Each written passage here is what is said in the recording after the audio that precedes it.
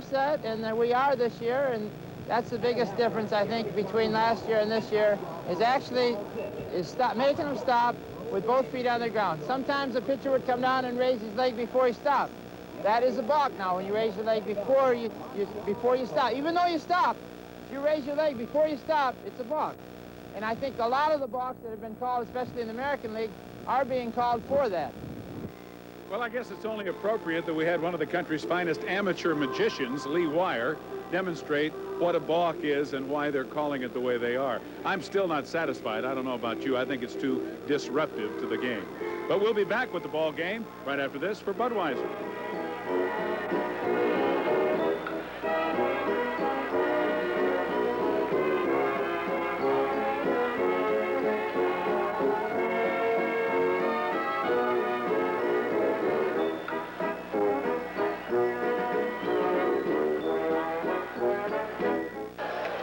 Bob Ojeda on the mound for the New York Mets. Final game between the Montreal Expos and the Mets. Ojeda with a record of 1-0 going this year with an earned run average of 3.86, and his first pitch of the game as he works to Tim Raines, popped up into shallow left field. So McReynolds picks up the first out on one pitch. Raines now against the Mets having a tough start. He is now 3 for 19, and Ojeda with a record of 1-0 and a run average of 3.86, 3 walks, 5 strikeouts, 7 hits in 7 innings. All that done against the Montreal Expos. And now working to Mitch Webster. Webster hitting .481 in the year. And it's off the end of the bat, a foul ball, strike one. Webster last year hit .281 with 15 home runs, 63 RBIs. Set career records in just about every hitting department for the 1987 season. So far against New York, he's had 10 hits and 16 at-bats. 10 of his 13 hits against the New York Mets. And again, a foul ball. It's strike two. By the way, Ralph, Steve Zabriskie has asked us to mention that the 100 balks that were committed were actually through yesterday afternoon. Through last night, 111 balks were committed, 79 in the American League, 32 in the National League. So that update, Steve had mentioned 100, a very, very interesting explanation by Lee Wire, but I agree with Steve. I don't think Lee Wire, no pun intended, covered all the bases. Well, one thing, when you talk about 79 balks, compare it to last year when they had only 5 after that many ball games. And here's a pop-up out into shallow right field. Strawberry coming hard. He has room, and he puts it away. So Webster becomes the second out of the game. Here's the rest of the lineup. The former Met, Hubie Brooks, batting third. Tim Wallach, the third baseman, hitting fourth. Andres Galarraga batting fifth. Mike Fitzgerald, also an ex-Met, batting sixth. Luis Rivera, the shortstop, hitting seventh. Casey Candel batting eighth. And Dennis Martinez, the pitcher, batting ninth. And Hubie Brooks, the batter, and Hubie takes a fastball for ball one. Hubie hitting .273 so far this year. 2 home runs, 10 runs batted in.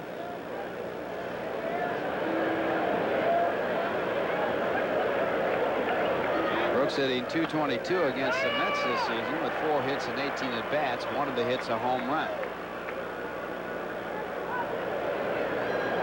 Brooks batted .263 last year with 14 home runs. Rita picks up a strike call. It's strike two. Bob with a lifetime record of 1 win and 3 losses against the Expos. Overall, he has won 66 and lost 49 in his major league career. 1-2 the count.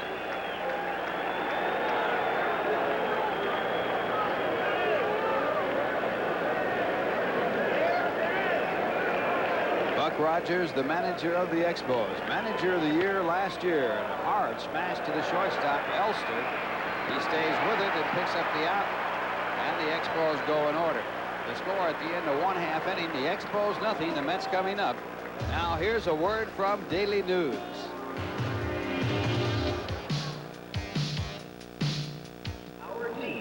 Dennis Martinez on the mound for the Montreal Expos. Dennis so far this year has won 1 and lost 1. He has an earned run average of 5.73. He's walked 7, struck out 8, given up 12 hits while working 11 innings. Dennis Martinez. And Dennis will be facing Len Dykstra leading it off. Tim Tuffle, the second baseman, hitting second, and Dave Magadan in there at first. Keith Hernandez out with stitches on his left hand, injured last night, shutting the car door. Darryl Strawberry, the right fielder, hitting 4th. Kevin McReynolds batting 5th.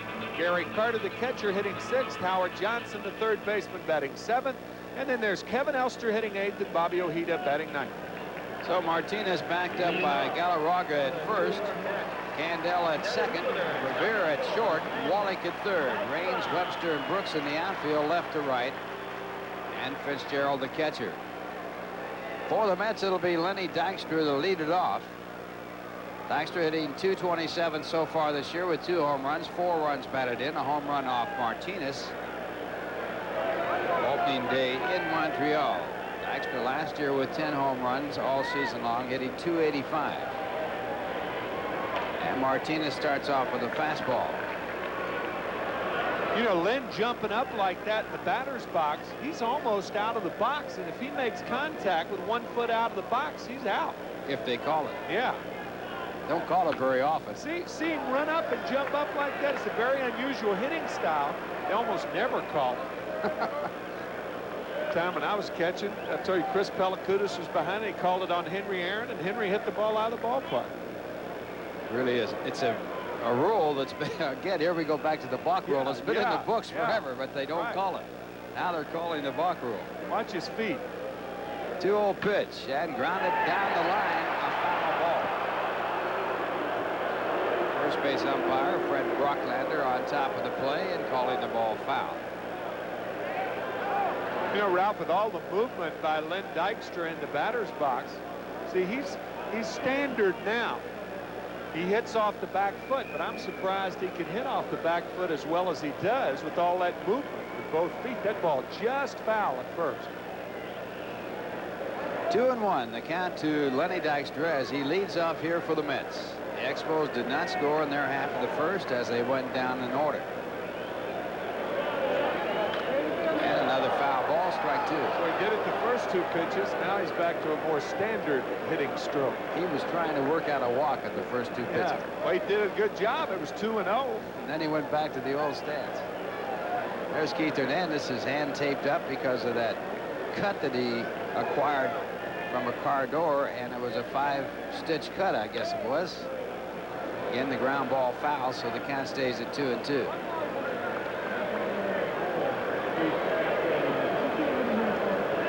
On the back of the hand, as you can see the tape across the bandage.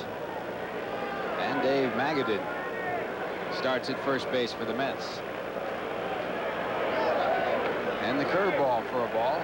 That fills the count out to 3-2. In the opening day game, Martinez lost to the Mets, and he was wild with his curve. He has a very good curveball.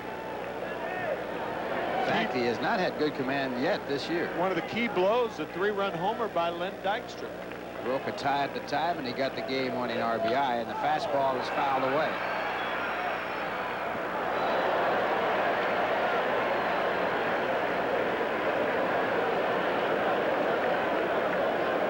There you see Dave Magadan, who has replaced Keith Hernandez, who's checking out that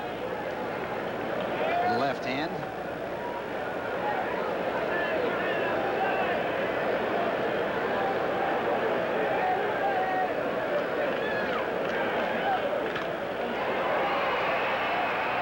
Martinez has given up 4 home runs in his 11 innings of work so far this year, accounting for 8 of the 10 runs that have scored against him. In 1987, he allowed only 9 home runs all year long. And none to the Mets, and he gives up 3 in 6 innings against New York up at Montreal. Mets setting an all-time record for home runs on opening day in that game in Montreal. Again, a foul ball. They had a total of 6 home runs, which broke the old mark of 5. It also marked the most home runs the Mets have ever hit in a game. Mets have hit 13 home runs in their first 7 games. Last year at this time, they had hit 12 home runs in their first 7 games. And the fastball popped up. It looks playable. Calling for it is Rivera, the shortstop, and he puts it away. So Dykstra on the full count, popping up to the shortstop in fair territory, and that'll bring up Tim Tuffle. Larry Bernarth with Buck Rogers. Larry, the pitching coach of the Montreal Expos, former New York Met. Now batting. Tuffle hitting 167, no home runs, 2 runs batted in. Last year he hit 308 with 14 home runs and 61 runs batted in.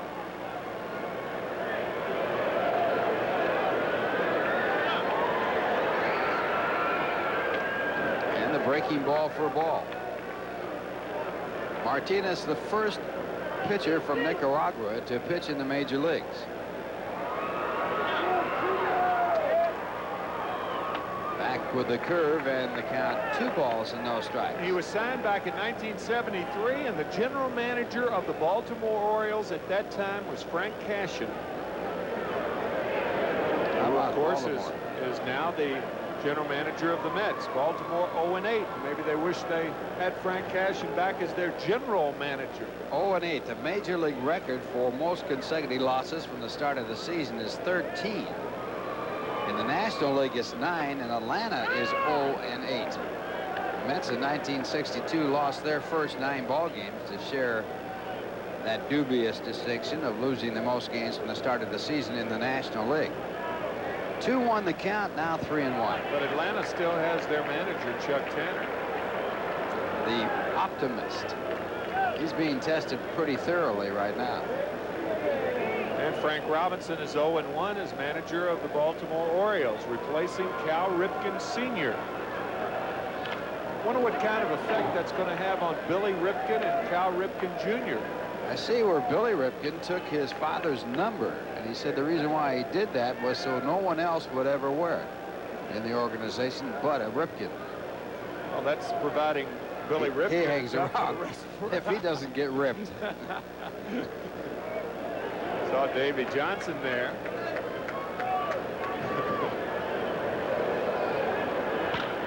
Ground ball to third. Tim Wallach over to first for the second out of the inning. Wallach, a fine fielding third baseman. So 2 men away. And we'll bring up Dave Magadan. Dave played in place of Keith Hernandez. Number 29. Dave has been up just 1 time this year.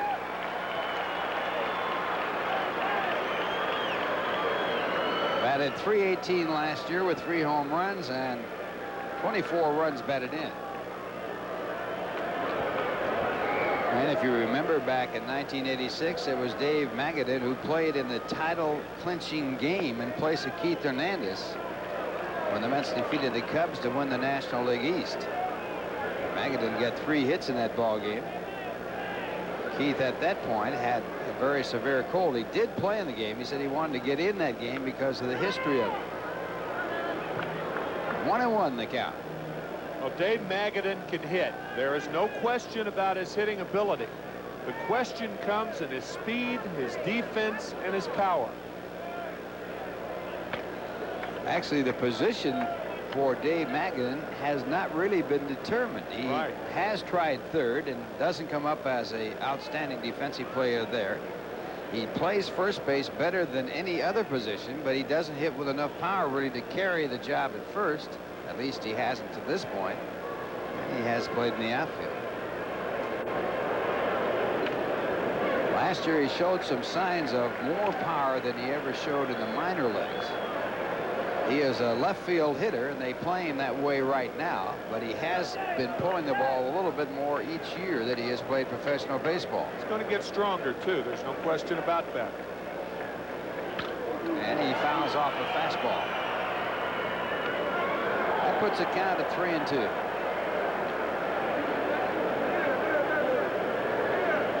Keith Hernandez had to wait in the wings when he first joined the St. Louis Cardinals, as you look at him right now, as Joe Torre was playing at first base. Keith's debut as a regular player, delayed a bit by Joe Torre, and Magadan's delayed by Keith Hernandez. 10 ball 4. Another asset for Dave Magadan. He has a very fine eye at the plate and is very selective. I think Dave Magadan really is the best number 2 spot hitter on the Mets. Not a lot of power. He'd pull the ball on the ground, and he's a contact hitter, and he's got a good eye. That's an ideal prerequisite, or those are ideal prerequisites for a number 2 spot hitter. This guy's not. Not this guy, no. Number 2 guy's got to be a contact hitter. Here's a perfect number 4 spot hitter, Darryl Strawberry. And he fouls off the fastball for strike 1. Darryl hitting .393 so far this year, 4 home runs, 5 runs batted in. And he got to Martinez in that opening day game. He had a home run his first at bat out Martinez. Marked the 3rd time in 5 years that Darryl had homered his first at bat in the season. Strawberry 9 for 15 with 4 home runs against Montreal this year. And the fastball again. Now checking with our friends at Elias, the Elias Sports Bureau, Darryl also homered at home in his first at bat. The last guy to do that in baseball was Terry Poole in 1980. Homered on, actually he did it in reverse order. He homered in his first at bat at the Astrodome, and then homered in his first at bat on the road. We're checking how far back a player homered in his first at bat on the road, and then his first at bat when he came home. So Darryl homering in his first at bat on the road and at home. Really unusual. Don't those guys ever give up down there at Elias? No, sir. There is Ron Darling, the winning pitcher of the Mets' last game. A 3-0 shutout, a complete game, his 7th shutout.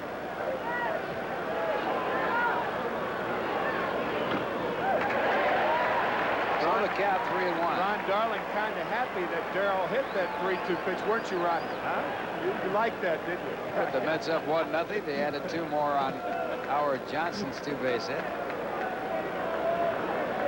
Gotta say nice things about Ron now that he's listening. That's right. 3-1. And the fastball fouled back out of play. How about this? Speaking of 3-2 count, this is the 4th 3-2 count.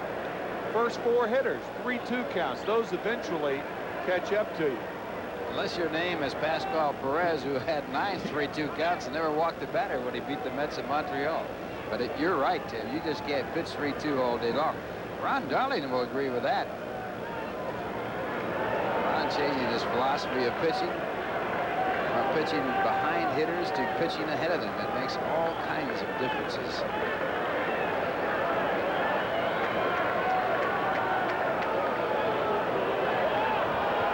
Magadan not being held at first base. He figures to be running on the 3-2 pitch with 2 men out. So Galarraga looking for some defensive room, maybe a little protection out there with Strawberry hitting. There goes the runner, and it's ball 4. So the last 2 3-2 counts have gone to the Mets as they have walked. And it puts runners at first and second with 2 men out and brings up Kevin McReynolds, who has been red hot.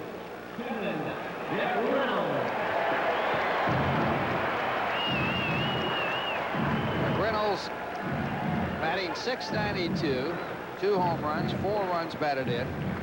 He's 9 for 13 with 2 home runs against Montreal this year.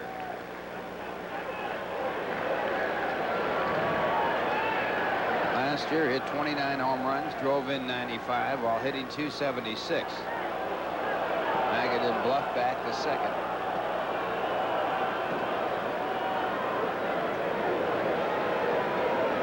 Mike Fitzgerald out to talk to his pitcher. Mike did something not many players have done. In his first at bat, he was in the major leagues for the first time with the New York Mets. He had a home run. At that time, he was the 48th player to hit a home run in his first at bat. And I believe Wally Joyner, or Will Clark, I beg your pardon, was the last one. And that made it 53. I think that's right. Will Clark hit it off Nolan Ryan. Yeah.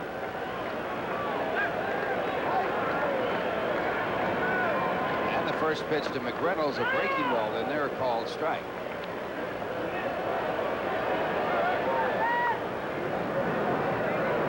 Two Hall of Famers have hit home runs their first time at bat. Only two. Earl Averill and Hoyt Wilhelm.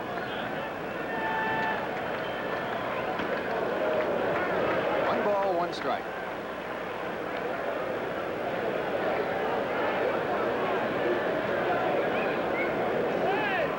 On deck batter, Gary Carter.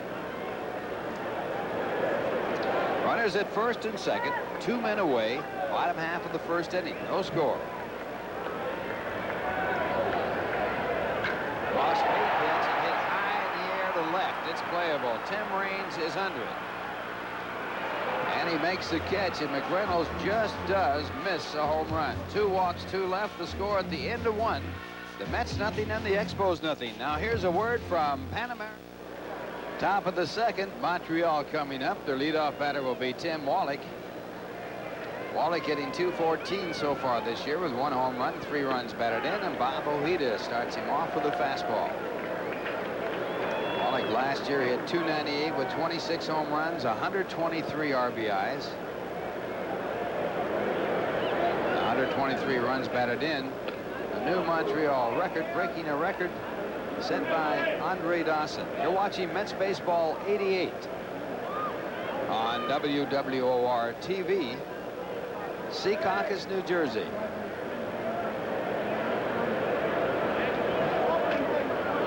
And the fastball for a ball, 2 balls, 1 strike. Bobby Ojeda would have a tough time with a guy like Wallach because he doesn't have that real good fastball to get inside on him. That's where you have to pitch him. There's that low pitch and another tough chance for Elster. He hurries it, has a little more time than he thought, and he still gets his man, his Magadan. Comes up with it. Hubie Brooks had a tough shot at Elster at shortstop. He fought that one off and made the play, and there again he fights it off. Well, sometimes when a shortstop drops the ball, it shows you how terribly agile and quick he is. Number 14. You see Elster reach down and make the throw all in one motion. He had 2 of those half hops already. Brings up Andres Galarraga. 2 halves make a whole. Huh? Yeah, in his case, he's not too happy with it. Those are hard shots there. Galarraga hitting .286, 1 home run, 3 runs batted in. Batted .305 last year with 13 home runs and 90 RBIs. Out to center field, going back is Dykstra. He's having too much trouble with it to handle it. It bounces over the fence. And Galarraga, second in the National League in doubles, has a double here.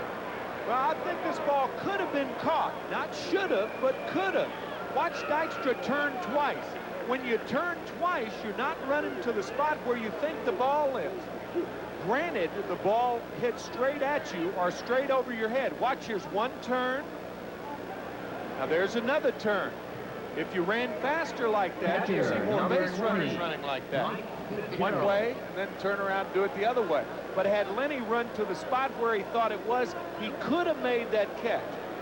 Big difference between could have and should have. No wind blowing here at Shea, so you can't blame it on the wind. Right. And it brings up Mike Fitzgerald and the first pitch of fastball. Mike hitting .200. He's had 1 hit in 5 at bats.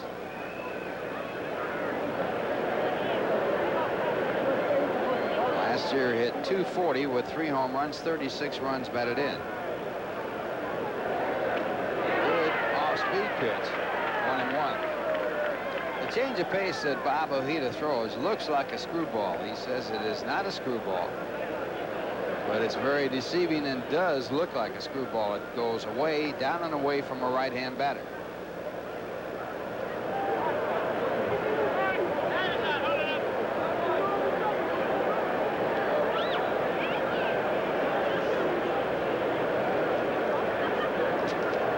Real interesting article in Popular Mechanics written by your good friend Jim Cott on what makes a ball react. Fastball right there. And they get into the science of physics.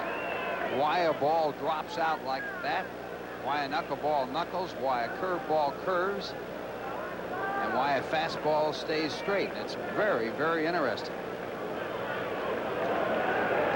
Also, they go into the fact that cork bats do not help you in any way. Anything in a bat does not help you in any way. The fact that the bat is lighter does help. And it's interesting. Helps bat speed. That's it, right there. Bat speed. A batter normally swings a bat about 70 miles an hour. And if you lighten the bat from a 32-ounce bat to a 26-ounce bat, you speed up your bat 2 miles an hour. And in doing so, you can add 15 to 20 feet to the distance the ball goes. If anybody wants to use a 26-ounce Nobody ever has. Good curveball. So Fitzgerald becomes a first strikeout victim. Oh, the reason nobody ever has is because the bat is the substance of the wood. The fiber is not such. Of course, you never know from Mike Fitzgerald taking that pitch. But the bat's too light then and takes on the character of balsa wood, I guess. It's just too thin. I guess you could, there are a lot of things that are lighter that you could get around on, but you want the surface to be hard. And the contact of hard bat against hard ball. The density of the bat. There's a strike call against Luis Rivera, who broke up a no-hit, no-run game that Bob Ojeda was pitching in the 7th inning with his first major league base hit. That's very interesting. In the article, they go on to say that the fact that the bats that are hollowed out, sort of like the Japanese do on the end, are very efficient. And it changes that point. There's a strike call by first base umpire Fred Brocklander, so it goes as strike 2. One thing also pointed out in the article is that a bat does not compress to any degree at all, but the ball does compress considerably. Almost over 25% of the circumference is pushed in when contact is made by the bat and the ball. And a good fastball. Ojeda, after the double by Galarraga, strikes out Fitzgerald and Rivera to get out of the inning. 1 hit, 1 left at second. The score at the end of 1.5. The Expos nothing, the Mets nothing. Now here's a word from Manufacturers Hanover. Well, Tim McCarver has a joke that he likes to pull on you. He gives you 7 signs like a third base coach, and he asks you what that's all about. And of course, you don't know what it's all about unless you happen to have seen the picture of the 7th sign, and that's the answer to the question. Yeah, it had to be one of the worst movies I've ever seen. I went with Steve Zabriskie in Montreal. It was an awful movie. Gary Carter, formerly with the Montreal Expos, leads it off here in the bottom of the 2nd. Gary off to a good start. No score, bottom of 2.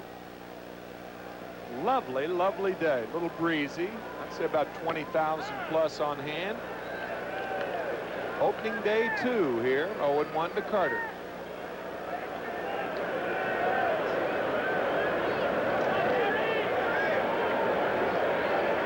Outside, 1-1. Pretty good look at the crowd here today as the sun shines. Earlier in the morning, looked like it was going to be one of those bad spring days. Now it's become nice.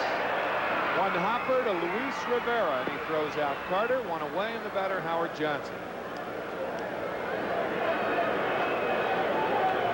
Orlando Cepeda came from Puerto Rico, but Andres Galarraga certainly reminds me of Orlando Cepeda. He plays first base. Cepeda plays it better, actually. He's a very good defensive player, although Cepeda certainly not a bad one.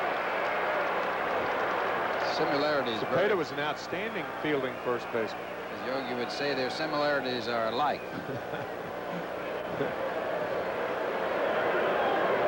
Cepeda, the most valuable player in the National League in 1967 on the world champion Cardinals, a team which I was a part of. A good bunt by Johnson, but quickly fielded by Martinez. Johnson didn't step on the bag, and I'm not sure Galarraga did when he caught the ball. What's going on? All the rules are changing here. They're changing Watch the this. game. Let's call in Doubleday and see what's happening in baseball. There's a bunt out here. Now watch a good play by Galarraga. It's not a good throw, and he just does a little footwork out there. He got his foot on the bag, but Johnson didn't. Well, watch when he catches the ball. Watch his left foot. See? He steps over the bag. Now he comes back to step on it, and Johnson steps over the bag. I mean, this fly ball to left field by Elster. We'll try to show you that one more time before the next inning as the Mets go quickly in order, and after 2, no score. We're back after this from Nissan.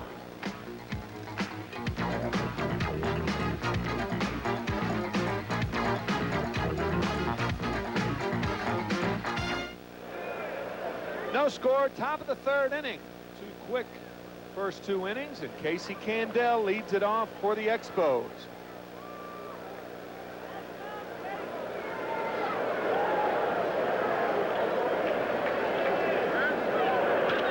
Ground ball, good play by Johnson. Got him. Fine play by Hojo. 1 out. Well, third base, certainly a reactionary position. You go on reaction, and Howard has quick reactions, and now he takes a lot of time. He knows he has time, makes that strong throw to first, and Magadan taking the throw for the out. Have to be quick to play third and do a good job. Terry Pendleton, Number 32, considered to be Dennis the number 1 third Martinez. baseman, although Tim Wallach of the Montreal Expos defensively in his class. Johnson has vowed that he will cut down the number of errors he makes. As a reactionary, you can either play third base or form your own guerrilla army. Here's Dennis Martinez, and he fouls it away. 0-1 to Dennis. Third base is safer.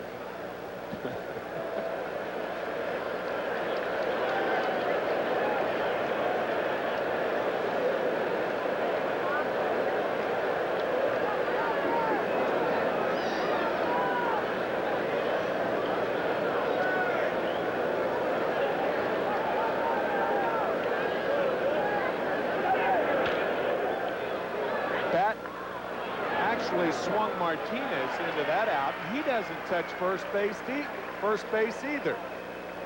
2 outs. Well, some players feel that if they step on the bag, they could sprain their ankle, but at the same time, that shouldn't be a consideration. You've got to step on the bag in case the ball's dropped.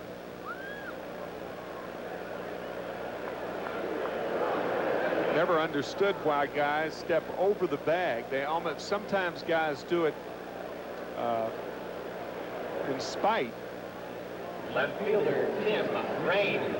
Just step across the bag because they made an out. It's almost like a minor protest because they made the out, or at least that's the appearance. Raines taking his time to give Martinez a breather. Timmy flied to left his first at bat. He's 3 for 19 against New York, and that's one of the major reasons the Mets are 3-1 against the Expos this year. Raines got 4 hits in his first game against the Mets last year. A triple and a grand slam home run, and he had missed all of spring training. The first game for him last year was May 2nd. 1-0 to Timmy. Foul back, 1-1. Raines leading all National League hitters, actually all Major League hitters, against left-handed pitchers last year. There's his career average of 308 as a right-handed batter. Boy, that's remarkable there. But last year, he batted .396 against left-handed pitching to lead the majors. Good curveball. Ball and 2 strikes to Raines. This is a major league curveball by Bob Ojeda. Big breaking curveball. And he puts it right down in there.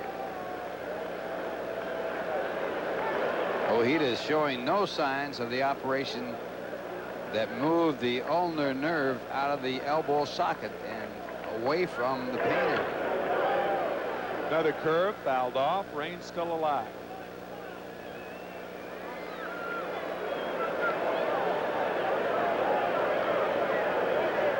You can almost take a look at your elbow or feel it, and that groove, it's actually the only groove. That's where the nerve was removed. Ulnar nerve. 1-2 to Raines. Outside, 2-2.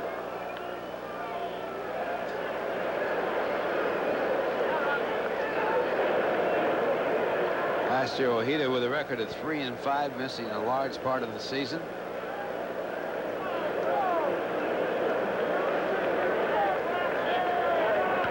Curveball lifted to shallow center. Elster back, glasses down. Dykstra, Tuffle comes from nowhere to impede the catch made by Elster. But the Expos go in order. After 2.5, no score, and we're back after this from Shell. Like what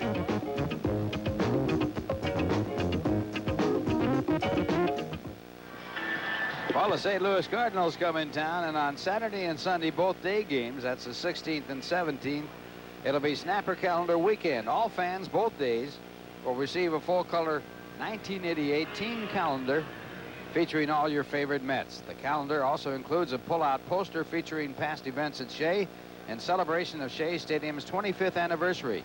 All courtesy of Snapper Lawn and Garden Equipment and participating Snapper dealers. Tickets are available at all Ticketron outlets, Shea Stadium's advanced ticket window, or call 718-507-TIXX for more information. Don't forget, it's Snapper Calendar Weekend, Saturday and Sunday, April 16th and 17th. Game time on Saturday, 1:20, and on Sunday, 1:35. Bobby Ojeda leading off the bottom of the third, fouls it away, 0-1 to Bob.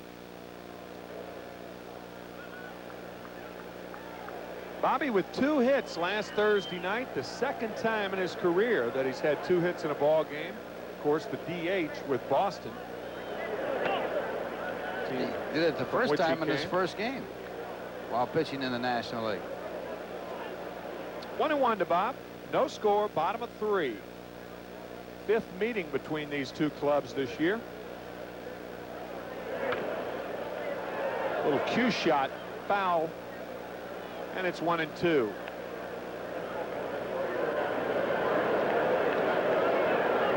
Kevin Elster making the last out in the 3rd inning with that catch.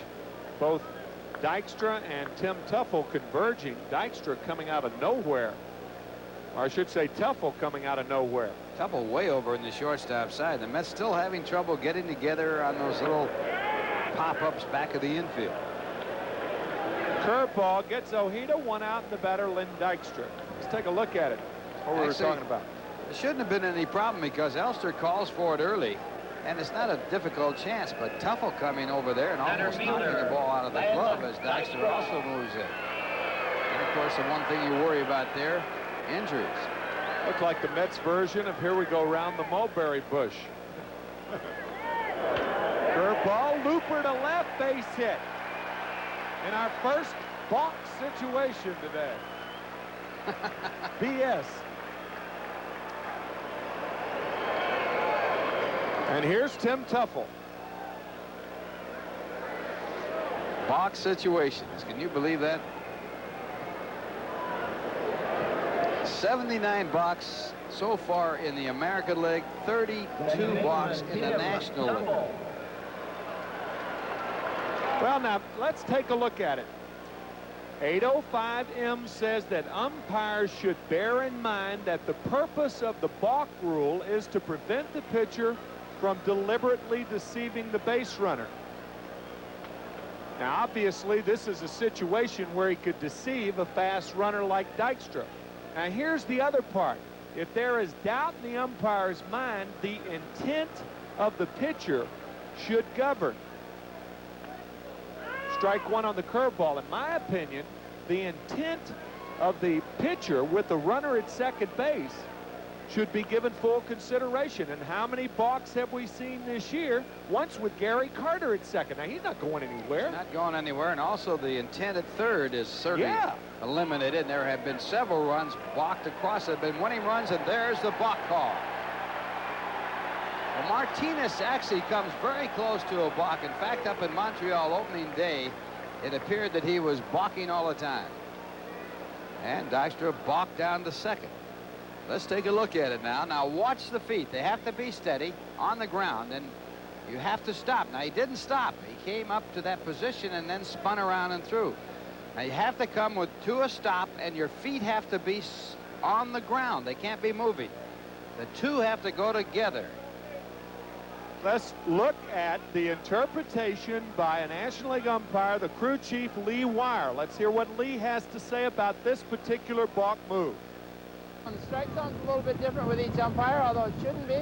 But each umpire is an individual, and you're not going to get 28 guys to do the same thing together all the time. We're trying to get it as much as we can, everybody calling the same way. But you know yourself, it's tough with 28 different guys doing the same thing all the time. But right now, the rule is if they stop with both feet on the ground, it's okay, and that's what the pitchers are going to have to do. So Tuffle grounding sharply back through the box. A good play by Candell. And Dykstra moves to third base. 2 outs.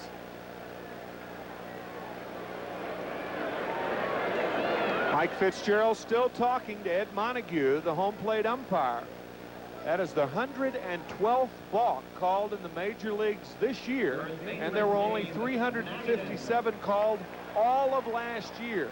And strangely enough, the stolen base totals are down, and the balk calls are up. Stolen bases are down 6% in 90 games so far. This is the 91st game played in the major leagues. So some strange happenings early. Change up to Magadan for a strike. He walked his first at bat. Well, you might not see as many attempts at stolen bases with the balk being called as often, because let's wait a while. Maybe you'll balk the runner down to the next base. You don't have to steal it. You can walk down there. Just get it free. Curveball, and he's jammed. Back to Martinez. So the balk didn't hurt the Expos. No runs on 1 hit, 1 left. And Rusty Staub in the scoreless ball game will join Ralph after this from Budweiser.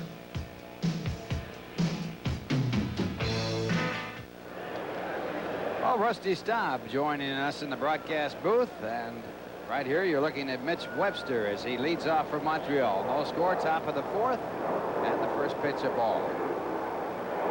Rusty, a man who hit home runs in 32 different ballparks in his major league career. Frank Robinson, the new manager of the Baltimore Orioles, topped him by 1. Frank Robinson hit in 33 different ballparks, hit a home run in 33 different ballparks, and one of them, Rusty, you never played in. Roosevelt Stadium in New Jersey.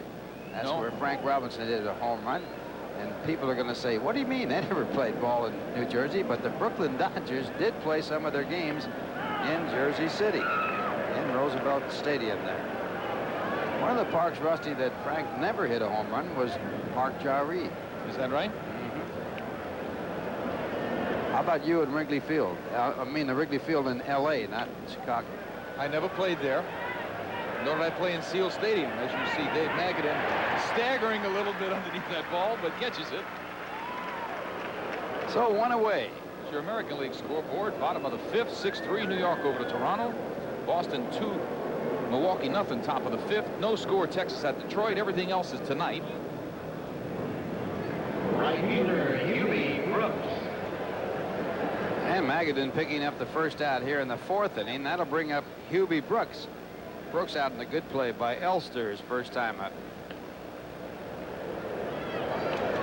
The one ballpark that I did not hit a home run that I did play in, Ralph, was Sportsman's Park, that little short right field porch in the original Busch Stadium. Nice short right field fence there. I didn't get a lot of games in there, but certainly that was one of the easiest right field fences to reach, and I didn't get there. See Dennis Martinez wrapped that hand up even, not only his arm. Ground ball out to short again. Elster with that smooth action, proving the scouts are right. Let's look at the National League scoreboard. Everything else is tonight other than us. San Diego is playing Los Angeles at home, Cincinnati at Houston, and Philadelphia at Pittsburgh. That'll bring up Tim Wallach. Wallach out on a ground ball to the shortstop. Elster, his first time up. Elster now with 5 chances in this game, 4 on the ground, 1 in the air.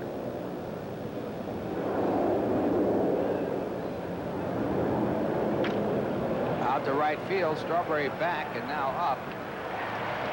And the Expos are out in order. The score at the end of 3.5 innings, the Expos nothing, the Mets nothing. Now here's a word from your Ford dealers.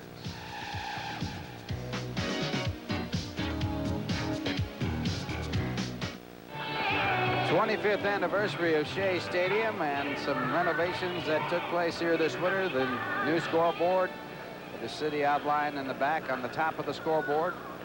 And Rusty, tomorrow night we'll get a chance to see that with the lights on. I'll tell you, they have done just a tremendous job here.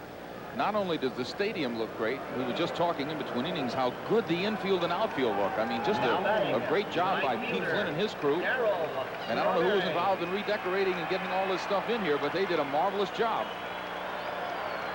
And Darryl Strawberry, the leadoff for the Mets here in the 4th inning. No score, each side with a base hit. And Darryl hits a high pop-up on the first base side. Galarraga watching the ball drifting toward the stands, and he can't get to it as the photographer's booth there blocks him off. Tell you, when a ball like that goes in, we talk about it from time to time, but any hitter who is in that situation where he thinks he's going to, you know, be out because of that pop-up. You see Galarraga reaching in there. He almost got to that ball. It's really like almost getting another turn at the plate. Should be real aggressive at this time. Get a free ride here. Of course, a lot of ballparks have a lot of foul territory, which is a tremendous disadvantage to batters. You like those places like Wrigley Field where there's very little foul territory. The ball goes in the stands. Those guys in San Francisco, and particularly it's not as bad as it used to be in Atlanta, but Atlanta, before they redid the dugouts, used to be, I mean, just unbelievably wide going to the stands. And the fastball foul off. 1-2 to Darryl Strawberry. Dennis Martinez on the mound for Montreal. 4-0 against the Mets last year, with one of them a shutout, a 3-hitter. Those who read about Keith Hernandez and his injury, he feels pretty good. Says he really feels he could pinch hit today. And Wally Backman's x-rays were negative. There's no break. Wally in a day-to-day situation right now. Wally hit in the hand by a pitch ball. He had a good statement about that. He thought about going out to the mound to punch out the pitcher, but he says he couldn't make a fist. Well, you could see in his eyes after he got hit, he wanted to go out there. Davey Johnson hoping that nobody has to go out to the mound this year. See the Mets 14 home runs, only giving up 3. There's a drive to left center field. A lot of carry to this ball. And Raines over there tracks it down. One away as Strawberry has turned back, and that brings up Kevin McReynolds. Kevin flied out to Raines his first time up. Raines kind of coasted on that ball. Had Mitch Webster come over, and they almost got in one of those situations like the Mets did, where too many people were too close to the ball. If Raines had gotten a good jump and moved on the ball right away, I think Mitch Webster would have moved back off of him. Rusty, if you were to pick a winner in a 40-yard dash between Raines, Vince Coleman, and Lenny Dykstra, who would you take? Boy, that's a tough one. It has happened. They had that race in one of those. Oh, yeah, that's right. Lenny Dykstra won, didn't he? Lenny Dykstra won the 40-yard dash. You can know he was walking around proud after that. There's Pascal Perez, who was the winning pitcher against the Mets in Montreal and the losing pitcher against the Mets here in Shea Stadium. Bear in mind that Dennis Martinez, his last time out, had to leave the game after the 5th inning. He got the win in that game, but he had a blister on his pitching finger and left the game after 5 innings. We'll see if that has any effect on him in this game. The early days of Nolan Ryan with the New York Mets, he had trouble with blisters on his pitching finger. Ground ball toward third. Wallach digs it out. 2 men away. Expos had a couple of people hurt themselves. Neil Heaton, the pitcher, who I think is going to miss a turn because of it. In a workout on Saturday in Chicago, he stepped on a ball in the outfield and twisted his ankle. So he's been kind of on a questionable list as to whether or not he's going to be able to pitch. Here's Gary Carter. Gary grounded out his first time up. No score in the game, each side with a base hit. Dykstra got the Mets base hit, and Galarraga got Montreal's base hit. That's ball one. Carter 3 for 16 against Montreal this year, but 2 of those 3 hits were home runs. And this ball popped up on the second base side. Handel, the second baseman, makes the play, and the Mets go in order. So the pitchers are dominating here today. The score at the end of 4. Expos nothing, the Mets nothing. Now here's a word from Crazy Eddie.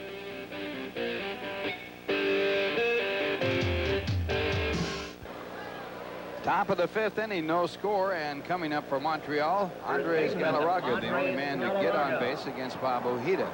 Galarraga doubled to center field his first time up. A grounds rule double as the ball hit the warning track and bounced over the fence.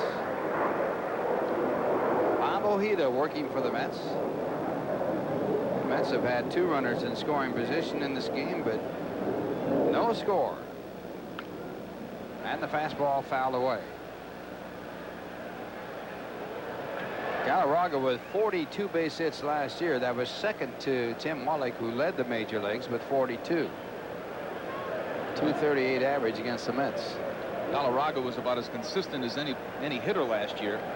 One of the few areas where he was a little bit, there was a differential in his batting averages was men on base, and you see a ball taken low with runners on base. He had 344 last year, and in a situation like this with nobody on, he only hit 270. It's about the only place in his batting that was had any kind of a differential last year.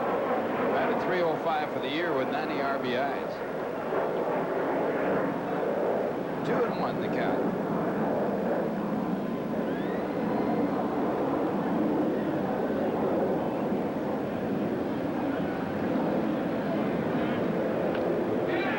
Did he swing?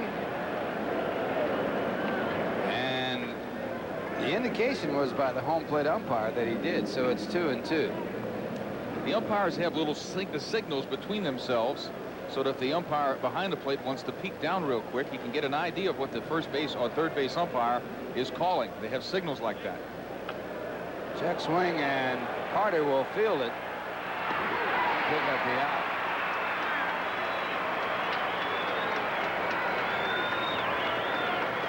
Gary Carter going out after this ball, nice and calm, calls the pitcher off, picks it up. Good firm throw to the base. Galarraga, who has pretty good speed for a big guy, out easily. Catcher Mike Fitzgerald. That'll bring up Mike Fitzgerald, the catcher. Mike was struck out his first time up, one of 2 that Ojeda has chalked up so far in this game. Got Fitzgerald with a big breaking curveball. Fitzgerald thinking the ball was outside. Certainly was a pitch that he should not have taken with 2 strikes. Fastball for ball 1. Those high breaking balls that are in that new strike zone that you see Andy McGaffigan warming up. A lot of people are going to take those until they realize what the umpires are going to do with it. Good changeup in the count, 1 ball, 1 strike. Fitzgerald hit his first home run in his first at bat. Here's a good look at the old dead fish. There it is. Do you remember a pitcher named Tony Gelfi? Tony Gelfi. Pitched for the Philadelphia Phillies. See the one that gave up the home run in his first the guy, at bat? yeah. Name out of the blue, a household name. Well, I'm sure Mr. Gelfi remembers Mike Fitzgerald. Home plate umpire Ed Montague. 1-2 the count to Fitzgerald, who was a Met. Did a good job for the Mets defensively. He tied fielding records set by Jerry Grody. He was back in 1984, made only 4 errors. Grody had made only 4 as a catcher back in 1975.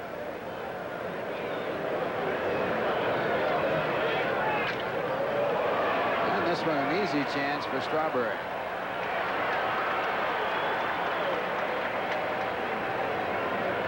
Mike Fitzgerald missed a lot of time last year in a game here at Shea Stadium. He injured himself, really injured his throwing index finger. His knuckle is about 2 or 3 times its normal size. It's really an odd-looking thing. There's a dog leg. I've forgotten whether it's left or right, but it's a dog leg. Boy, it's just so big, it hardly even dog legs. Now, Luis Rivera, the batter. Luis was struck out his first time up. Tries to bunt his way on with 2 men out and the bottom of the batting order coming up. Actually, Rivera showed a little power down in the minors. 8 home runs, 53 RBIs, while batting .312 at Indianapolis, but bunting in front of the second place hitter, I should say the 8th place hitter and the 9th place batter. I know you like that, Ralph. No, I don't like it. Just saw that infield playing so deep, he tried to take advantage of it. Tries again. 1 ball, 1 strike. Again, the infield is playing him deep. He decides they're going to do that. I'm going to try it again. That's a fastball in. He almost ran right into that fastball. One thing that you can say in his defense, even though there are 2 out, you'd like to see an extra base hit in this spot, is that they have the pitcher throwing in the bullpen. They can go to a pinch hitter. Pinch hitter for Martinez if he would get to the plate. Well, I think what I said a little earlier, Ralph, about that blister on his finger, it has to be something that's bothering him because he has not pitched a poor ball game for sure. He's given up nothing but 1 hit. McGaffigan loosening in that bullpen still. When Nolan Ryan had the problems with the blisters when he was pitching for the New York Mets, they used to get a special kind of pickle brine to soak that finger, toughen up the skin. Did it work? He struck out a few people since then. Bob Ojeda again coming inside with a good fastball. He's been pitching that and throwing that fastball inside to Rivera, trying not to give him a ball that's out over the plate that he can extend his arms on. In that first game of the season against Dwight Gooden, he handled a couple of pitches out over the plate very well. Since that time, the Mets have tried to keep the ball in on Rivera. 1 ball, 2 strikes, 2 men out. No score, top of the 5th. Right on the inside corner, and Rivera called out on strikes the second time he has struck out. The 3rd strikeout for Ojeda, and another 1-2-3 inning as Bob has retired 11 in a row. And the score at the end of 4.5 innings, the Expos nothing, the New York Mets nothing. Now here's a word from AT&T.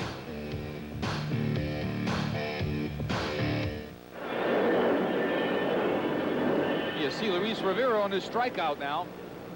Bob Ojeda's coming back inside on him. A little tailing fastball, as you see a few lip movements there.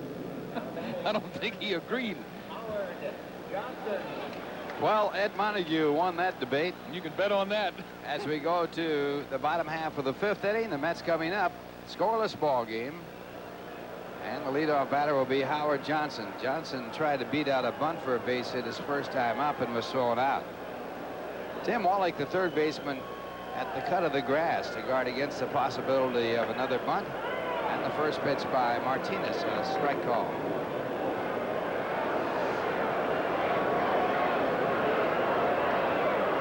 Johnson last year hit .265, but as you see, he's never done well against the Expos, other than the fact that he has hit some home runs. 1 ball, 1 strike. The Expos have just fed him a complete diet of breaking balls. The only fastball he really got that was a good one to hit was the one he drove into 2 runs with on Tuesday. The 2nd and 3rd runs for the Mets when they defeated the Expos 3-0 behind the shutout pitching of Ron Darling. There's a fastball up and away in the strike zone. That's like a little tempter there. Certainly Martinez does not want to give him a good fastball to hit. See that fastball up and away. Buck Rogers, who set a rookie record in the American League for the most games caught, 150. You could have bet the ranch on that breaking ball, Ralph. Fastball just before. Well, they say don't be a guess hitter, but the better word might be anticipate. And you anticipate with knowledge. And strike 3, so Howard Johnson still trying to solve the pitchers here in the early part of this season. This is a little off-speed pitch. It's going to come back. Just catch that strike zone.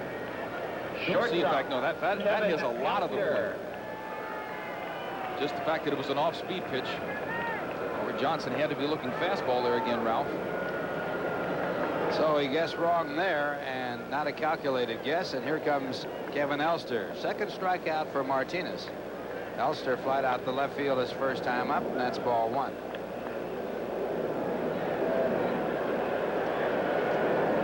Elster with 4 hits, one of them a home run. It was off Martinez. And 3 runs batted in. Martinez saw Elster hit a fastball out of the park in Montreal. High pop up to shallow center. Candell is out there, and he makes a catch. Candell plays all over. He plays the outfield and the infield. One time in the outfield, he caught a fly ball in right center and tossed the ball to the center fielder, thinking he was an infielder. Now the batter will be Bob Ojeda. Probably Casey Candell in that situation was just thinking that the other outfielder had the better arm, might get in a little quicker. He is not noted for having a tremendously strong throwing arm. Ojeda called out on strikes his first time up, and the fastball for a ball.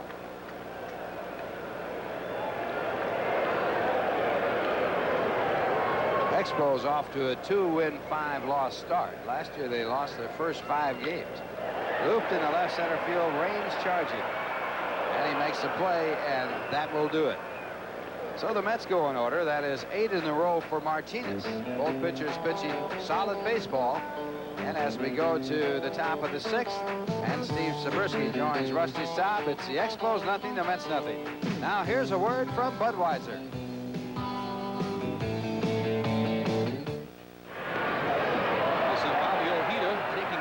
From Keith Hernandez, does an unbelievable job of making a tag there. Actually, it was Magadan who made the throw. Magadan is replacing Keith Hernandez, who has that injured hand. We're going to get a look at this pitch right here. It's a check swing.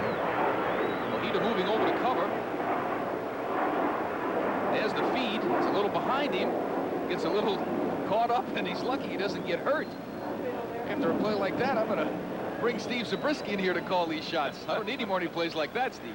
Neither does Bob Ojeda. Oh, he is so lucky he didn't bust an ankle there. Well, he and Magadan laughed about it now. Martinez. Only because nobody was hurt.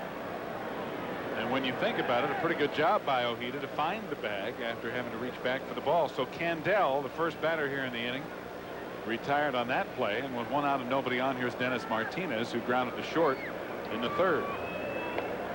He takes a ball inside. 1 hit for each team. And no runs in the ball game as we start the 6th inning. Ojeda and Martinez opposing each other here and quite effectively on the mound. Carter may have a play, and does, right in front of the dugout. Good job by Carter. 2 away.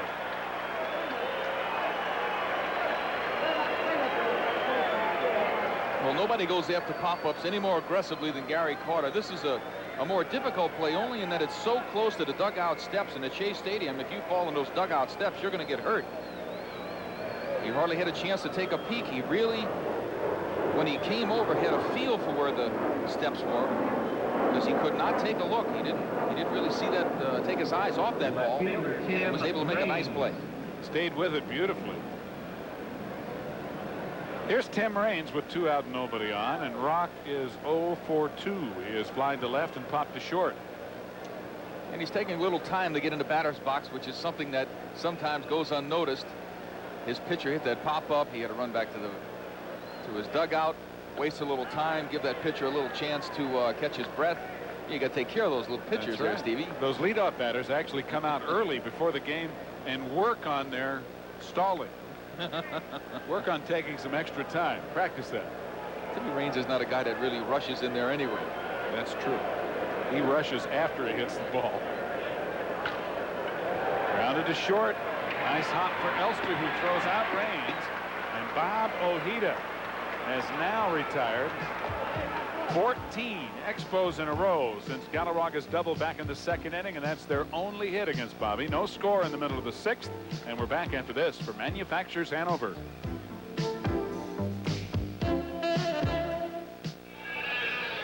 Well, as you can tell, spring has sprung here as we're as bundled up as we can get. I'm taking heat because I'm wearing gloves. That's a $1 fine for sure. It's all right. It's worth it. My hands are semi-warm. Got to go in the kitty. But it is brilliant sunshine and an outstanding pitching duel this afternoon on opening day 2 here at Shea. Len Dykstra will lead it off the top of the order for New York in the bottom of the 6th of a no-score ball game. Dykstra with a drive deep to right. Brooks looking up, home run. 1-0 New York on Lenny Dykstra's 3rd home run of the year.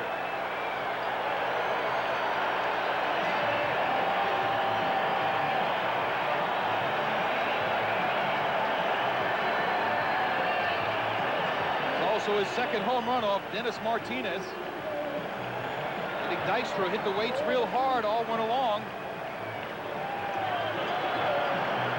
Buck Rogers certainly isn't pleased to hit those weights. Here's a look at it.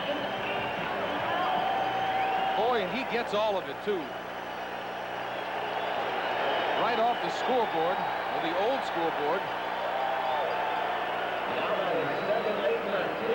Well, it's a good thing that the Samson syndrome hasn't affected him. You can see that that sign has a dent in it where the ball hit. And here's Tim Tuffle, 0 for 2.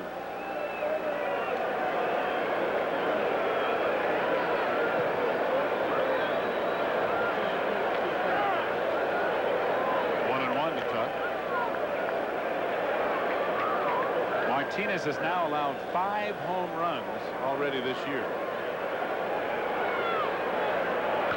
4 of those 5 against the New York Mets. A good play by the ball girl. And you're watching Mets baseball 88 on WWOR TV, Secaucus, New Jersey. I think it's about time we gave the ball girls a replay, huh? Pretty good movements. You got her body right in front. Two-handed it too. Breaking ball high, and the count 2 balls 2 strikes to Tim Tuffle. Martinez has worked 16 innings so far this year and given up now 5 home runs.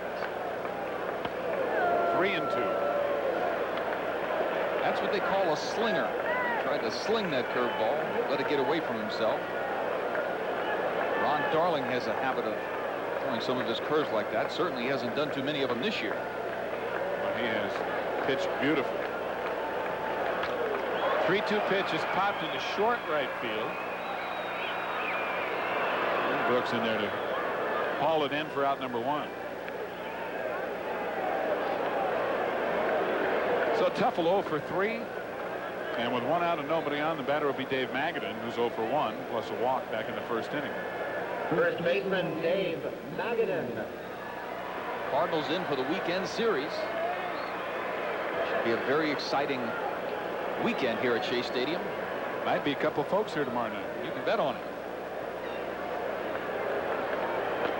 Fastball for a strike, 0-1. David has only now had 2 official at-bats so far this year, still looking for his first hit of 88. It will come. Good breaking ball, but it's low, 1-1. Did a fine job his first time up. Was down 0-2 and drew a walk and put himself on first base.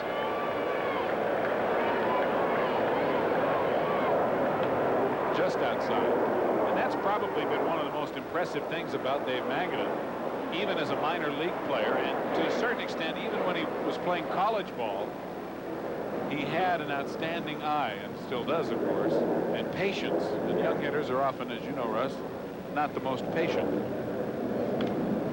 Fouls this one off out of play in the count 2-2.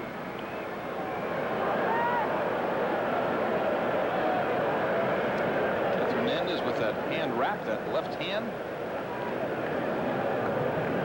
Keith could pinch hit if the need arose. I think Davey Johnson, beyond a doubt, made the right decision today.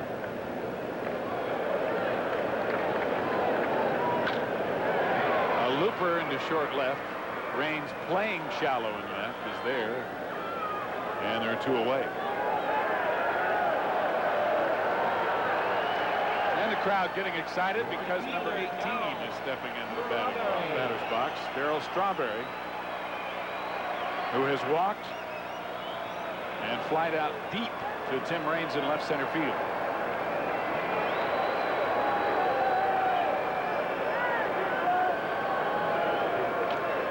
A fastball inside, ball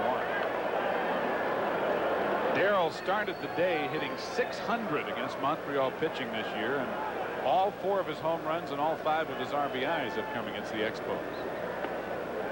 Ball 2.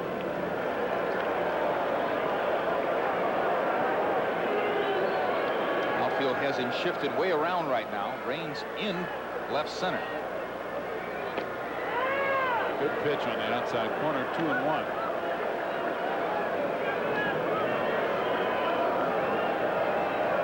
Tim Wallach almost in the hole at shortstop. Kind of a shift on. And then, of course, they pitch him away. Well, the first pitch was in, and then everything else is away. So you never know. You see it all the time where they pitch against the defense. Going away again here. High and away for ball 4. Strawberry walks for the 2nd time in the game. It's the 3rd walk issued by Martinez, who walked 2 back in the 1st without giving up a run. So with a run in on Dykstra's leadoff homer and 2 out in the inning, Strawberry will be at first for Kevin McReynolds. McReynolds 0 for 2, fly deep to left and grounded to 3rd. Darrell's been unsuccessful in both his steal attempts this year. Short lead. Grounded foul. And she almost came up with another good one. That was a much tougher play. No doubt about that. She almost went into the stands. As you can see, McReynolds hits very well against Montreal and has throughout his career so far. Here's another balk situation. Breaking ball looped into center. Webster over into right center, gets there, and the inning is over. A home run leading off the inning by Len Dykstra, 1 left for the Mets in the 6th inning, and the scoreless tie is broken. After 6, the Mets lead the Expos 1-0. We're back after this for Michelob.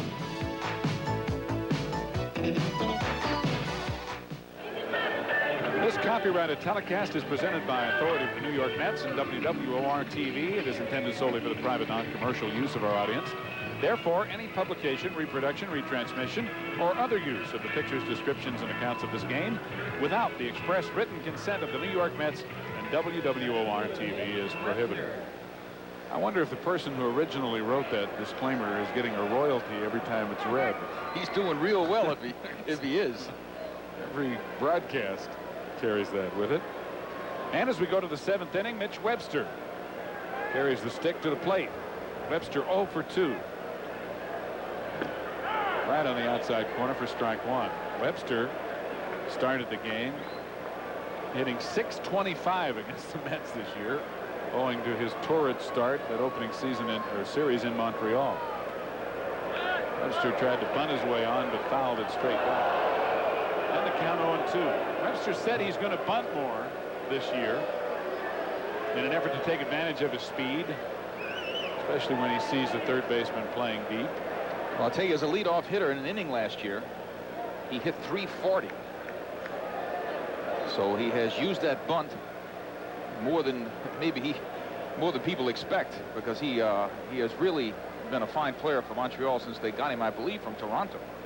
He was a real find because he was not a guy that a lot of people knew very much about. He fouls off another one. Still 0-2. But he has done the job. Switch hitter, batting 2nd behind Raines and ahead of Brooks. He's played very well in the outfield. And he's one of those guys that just works hard at what he does. And it's paid off for him. Outside, which is where Carter wanted it. 1 ball, 2 strikes. Webster coming into today, and obviously it's very early in the season, but he's off to such a good start that he, at the start of play today, led the National League in hitting at .481. Fouls another one off right into the Mets dugout. Still 1 ball, 2 strikes.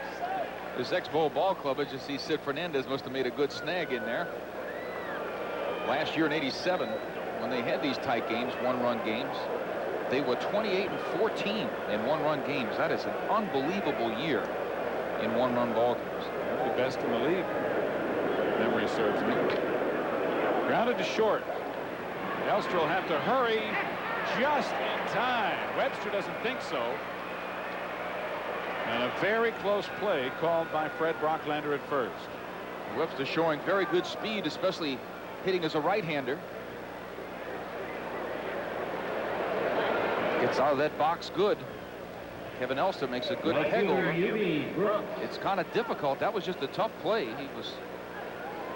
I don't think he played too deep, and I don't think he came in too slow. It's just one of those balls. That's the way it was. Yeah, it just wasn't that sharply hit, and Webster almost beat it out. Hubie Brooks 0 for 2. He has grounded to Elster at short both times up.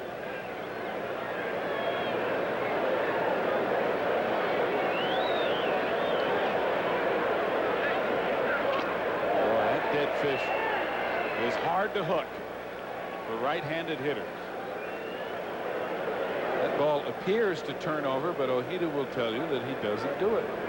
Well, if he doesn't do it, the ball doesn't. All he's got to do is look at the instant replays, and you'll see that the ball goes down and away from those guys. Every right-handed hitter will tell you it does.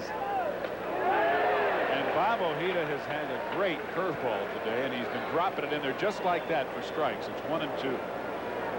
It's almost a shame when you're facing a Bob Ojeda, you see that very good curveball there. I mean, he gets you out so easily. He's not overpowering you. He just dazzles you. You go back to the bench, you call it a comfortable 0 for 4, but it's not comfortable because you want to strangle yourself. He struck out only 3. Luis Rivera twice. Davey Johnson looking on. And he has walked no one.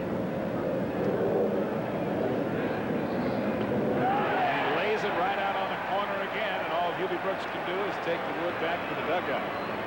Strikeout number 4, and 2 out here in the 7th inning.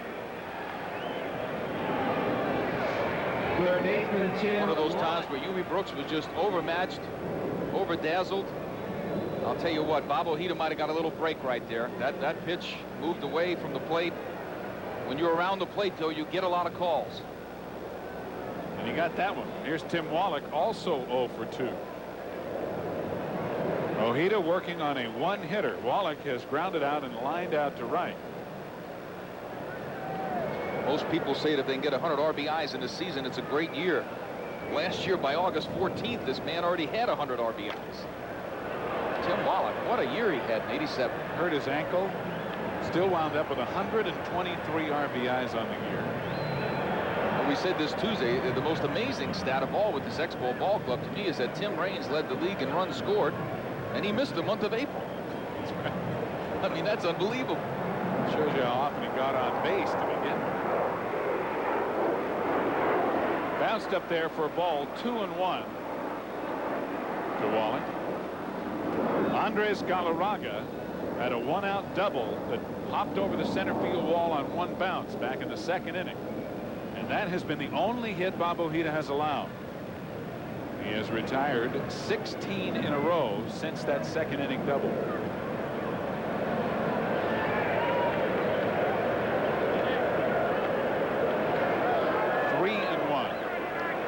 Last year when Raines was hitting 3rd and Wallach 4th, they walked Tim Raines intentionally to get to Wallach a few times. He had a terrible season under those circumstances. He was 7 for 12 with 13 RBIs. Liner caught by Kevin Elster right before it hit the ground, but Elster threw it across anyway. A 1-2-3 inning, and now 17 in a row retired by Bob Ojeda as the Mets lead at 1-0. We'll go to the bottom of the 7th after this for RC Cola.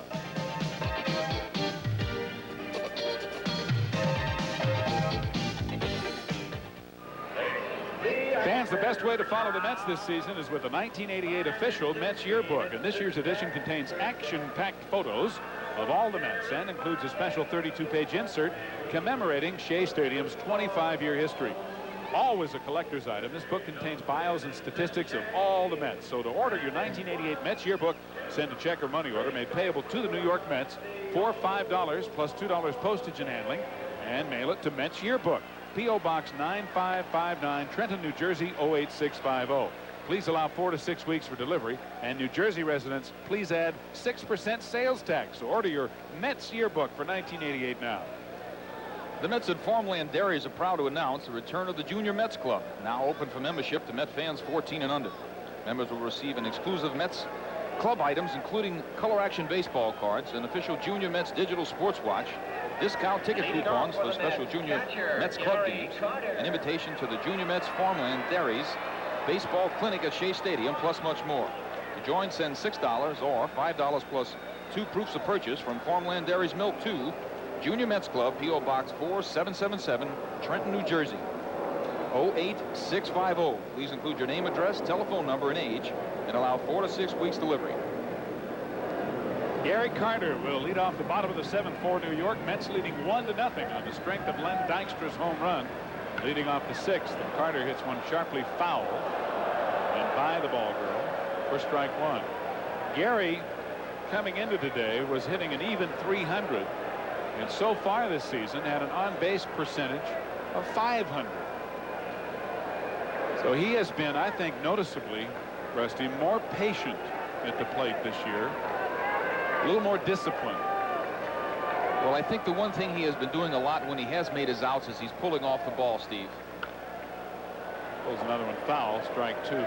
In the Montreal series, he hit the 2 home runs, but he was so anxious to do something with the ball that a couple of times, more than a couple of times, that front shoulder of his is just anticipating a fastball in, and they haven't given him too many fastballs in on the plate. They've been fastballs in, but not on the plate.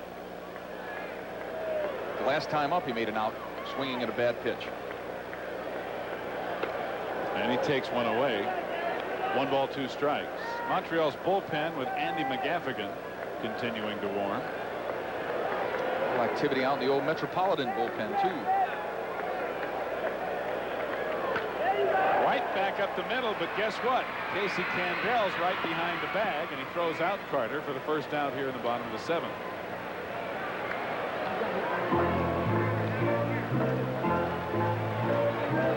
See a Nissan scoreboard in the American League. The Yanks ahead of Toronto 7-3. Boston ahead of Milwaukee 2-0. Texas ahead of Detroit 2-0. Everything else is tonight. And here's Howard Johnson with 1 out, nobody on. Hojo's 0 for 2. He tried to bunt back in the 2nd and was thrown out. And he looked at a called 3rd strike in the 5th.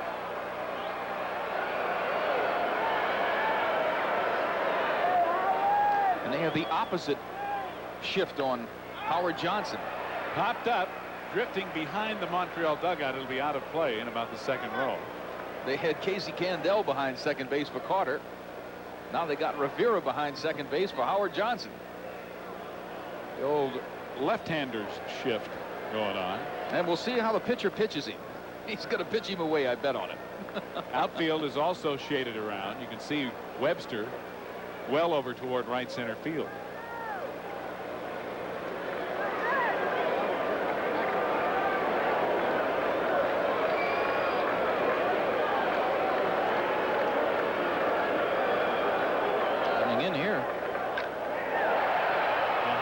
Fly ball to right. Doobie Brooks circling and coming back now. 2 away. Dennis Martinez showing a lot of guts right there. Giving that fastball. Howard Johnson almost got that pitch. Shortstop. In on him a little bit. Just a little bit. Couldn't get that bat head out there just quick enough. So 2 out, nobody on for Dennis, who has pitched very well. He has only given up 2 hits. But one of them was Dykstra's home run. Here's Kevin Elster, who's 0 for 2. He's flied to center and popped out to 2nd. Good breaking ball. Strike 1.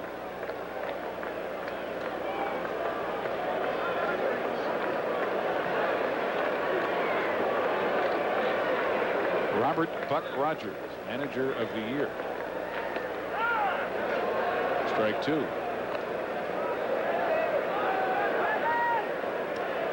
Some of the stats on Kevin Elster last year. 170 hits.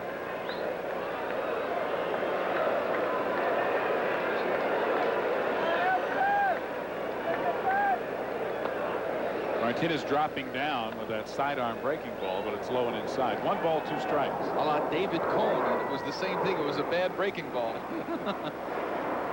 But out of the strike zone, which I guess from a pitcher's point of view is better than a bad breaking ball in the strike zone. Well, David Cohn and I have laughed many times about me in my conversation about that sidearm delivery. 2-2 now to Elster. They say the players don't pay attention to the broadcast, but that's not true.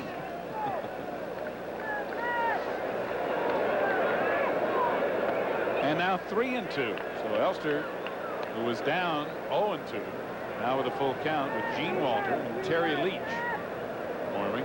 Walter, the left-hander, on the right side of the screen. Bobby Ojeda certainly has not thrown a lot of pitches in this game. He's had some pretty quick innings. Davey Johnson has that bullpen ready, though. Topped out in front. Martinez off in a hurry and throws him out, and the inning is over. Martinez retires the Mets in order here in the 7th. We say so long to Rusty, and Tim will be back in to start the 8th with the Mets leading 1-0 over Montreal after this for the New Jersey Bell Yellow Pages.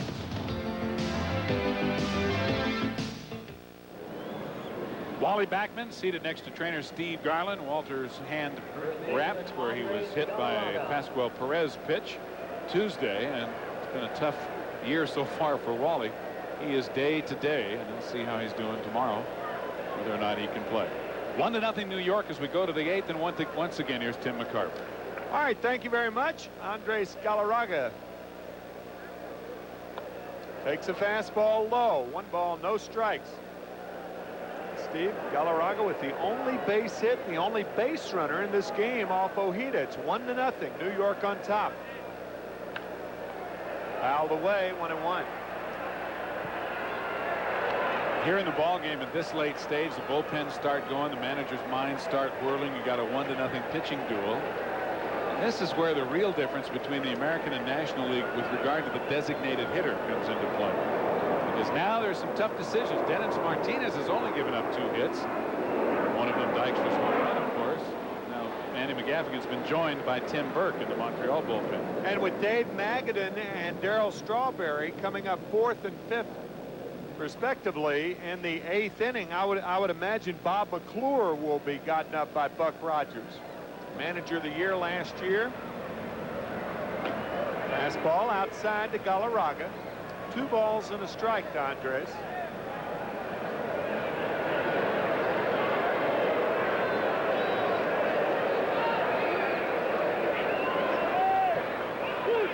Change up and a beauty.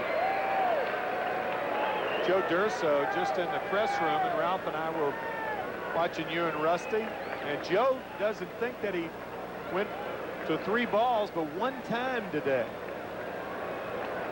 That pitch is almost unhittable, and the way Ojeda's been laying it out there, you almost have to swing at it. Curveball hit deep to center, but playable. Dykstra makes the play. 1 out, and 18 in a row retired by Bobby Ojeda. He retired the first 4, the 1-out double by Galarraga, and now 18 in a row. And here's Mike Fitzgerald. Mike struck out in the 2nd inning and flied to right in the 5th.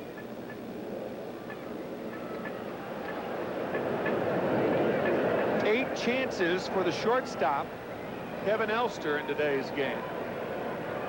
That's a telling sign about how effective Ojeda is with the right-handed hitters trying to pull the ball. 0-1 to Fitzgerald. And that's what happens when you try to pull that dead fish on the outside part of the plate. Let's talk about how right-handed hitters play pepper with the shortstop. A left-handed hitter who tries to pull the sinker from a right-handed pitcher does the same thing with the second baseman. 1-1 to Mike. Johnson on the line at 3rd base, and I think appropriately with Fitzgerald, a pull hitter up there. There's Hojo. Moderate depth and about halfway toward the line at 3rd base. Sharply hit ball could get by him. Change up to center, and it's going to be a base hit. Ojeda retiring 18 in a row before this hit. It's the second hit for Montreal. And the batter, Luis Rivera.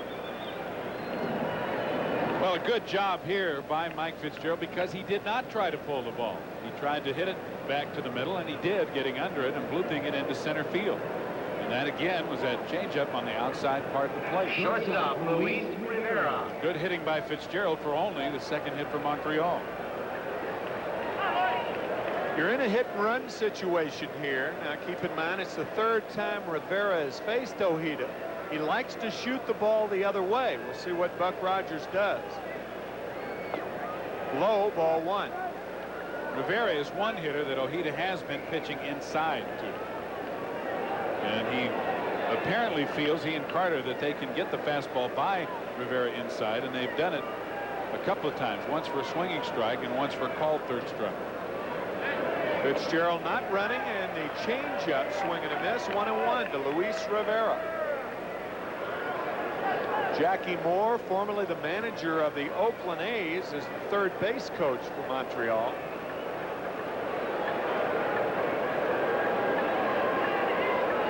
It's 1-0. New York on top. 1 on, 1 out. We're in the top of the 8th inning.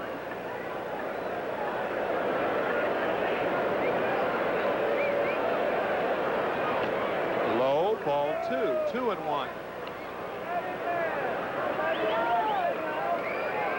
Feel like the hit and run should be on here. Ideal count for it. 1-run game.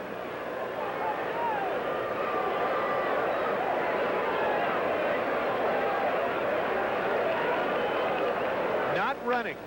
Tapper in front of the mound. Ojeda will have to hurry, and he tried to throw it too quickly. I don't think Carter got out of the box. That's Gary Carter's ball, if he gets out of the catcher's box on it in time. Ojeda had a long way to come for this ball because it's less than a third of the way between home plate and the mound. And I think you're right, Timmy. Let's see what happened here. Full swing, he hits it right off the end of the bat and tops it. Carter's coming out, but he goes off the play. And Ojeda has to turn, and in his effort to make haste, has it squirt right out of his hand. See, watch Ojeda. He's got to turn, but Carter's already facing first base. That's why it's an easier play for Gary. Bob has to turn all the way around. And exasperation written all over his face. In the meantime, Fitzgerald goes over to third base thinking time had not been called, and John McSherry, the third base umpire, sent him back to second. Nice try. Why not? Why not? That's right. Take a shot. Well, Dave Engel is going to be the pinch hitter for Casey Dave Candell. Engel. That is an error, by the way, charged to Bobby Ojeda. He did have more time than he thought. Dave Engel, pinch hitting. Cued foul, 0-1. This is Dave Engel's fourth at bat of the year. He does not have a hit, but he has scored a run. All three of his previous at bats were also as a pinch hitter. Dave got a new number. Casey Candell took his old number because Craig Nettles came and took Casey Candell's number. Who's got the number?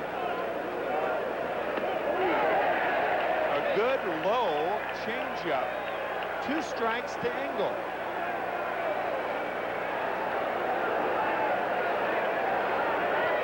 Ojeda trying to induce the ground ball for the double play as the Mets are in double play depth and will effort that to get out of the inning.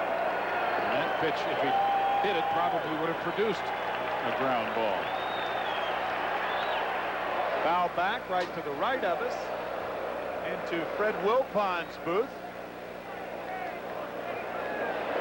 And since Fred is the 50% owner of the New York Mets, we would have preferred it be in our booth. Well, I got my gloves on anyway. Wrong kind. Don't be charging any foul balls.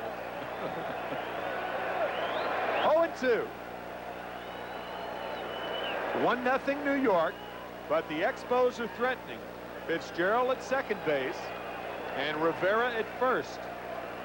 Ojeda on a 2-hitter. He has never pitched a 2-hitter.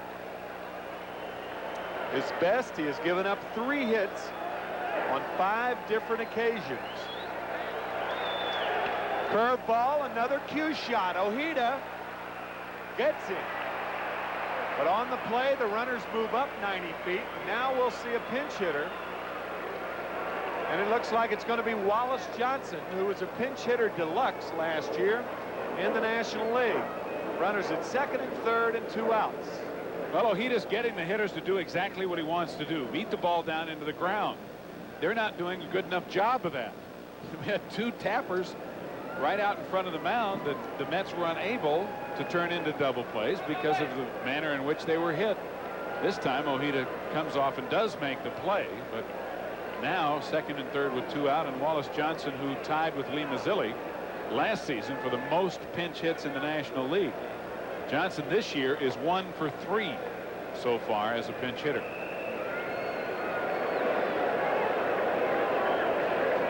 Not that Johnson, but that Johnson. Batting for the pitcher. Don't call me Johnson. Johnson, number 6. Wallace only a 200 career hitter against New York.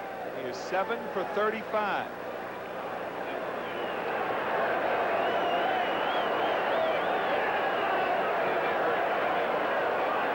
Better hitter as a left-handed batter. Runners at second and third, 2 outs. Andy McGaffigan will be the pitcher in the 8th for Montreal. Outside, ball 1.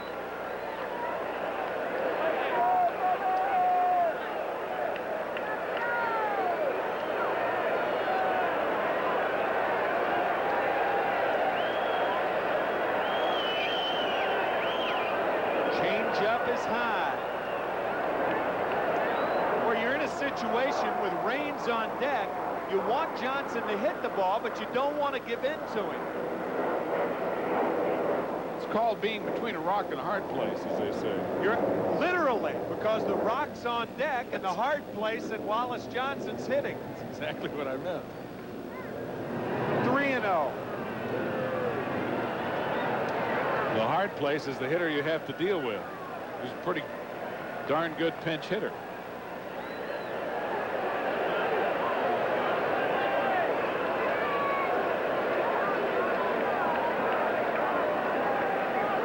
We'll see if he's hitting.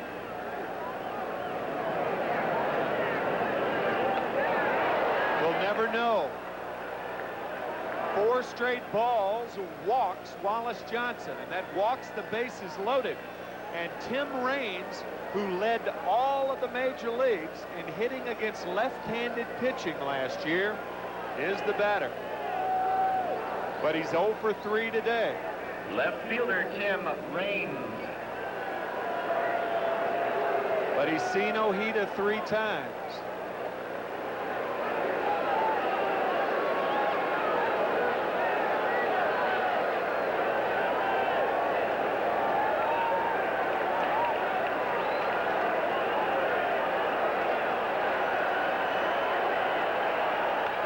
A check swing tapper. Ojeda go home. Out and home. Johnson should have made the play to first, but I'm not so sure that then it got Raines. And on a very alert play, Ojeda comes home to get Webster. Wow. Does Gary Carter call for this ball? He knows who the runner is, and Ojeda has a tough throw to make, but look at Carter. Toe on the plate, ahead of the slide. Coming hard is Mike Fitzgerald. As soon as contact is made, Fitzgerald coming hard, sliding hard, but Carter stretching and keeping his foot on the plate to pick up the call from Ed Montague and get out of the inning without a run scoring. What a play. I said Webster, but you could see it was Fitzgerald. It's 1-0, middle of the 8th. We're back after this from Michelob. Wow. Tom Foley, the new second baseman. Dave Engel, remember, hit for Casey Candell, and Andy McGaffigan, the new pitcher. McGaffigan, a record of 0-0 this year and an ERA of 5.40. And he is making his 5th appearance. He's worked 6 2/3 innings, walked 1, struck out 5. And he replaces Dennis Martinez, who went the first 7 and leaves as the losing pitcher at this point. Let's take a look again at the fine play by Bob Ojeda and Gary Carter. Bases loaded, tying run at third, check swing. And watch, Ojeda has to throw clear across his body. Carter there with his foot on the plate. Ed Montague right on top of the play to make it. And Fitzgerald thrown out. Ojeda in that inning had to field 3 balls like this and made 2 of the 3 plays to get himself out of trouble and preserve the 1-0 lead in the 8th inning. One play got him in trouble, the drop ball by Rivera. And then he came back to get himself out of trouble with 2 assists in the inning. Boy, that was just a brilliant play by Bobby to end the top of the 8th. It's still 1-0 New York. 1-1.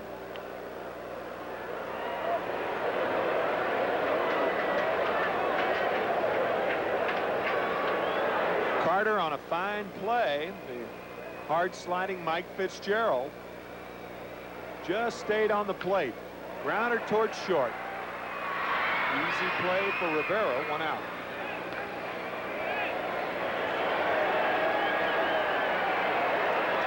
You think it's a little cool for the doctor today? Well, it'll be a little cooler tomorrow night, but probably for Doc it'll be a little warmer because he'll be starting against Whitey Herzog and the Cardinals. Greg Matthews tomorrow night. Then a day game, Joe McGrain against Sid Fernandez on Saturday. And we will be on the air at 1:30 Sunday afternoon. Jose De Leon and Ron Darling. Dykstra's home run is 3rd, his last time up. The only run of the game. 1-0 New York.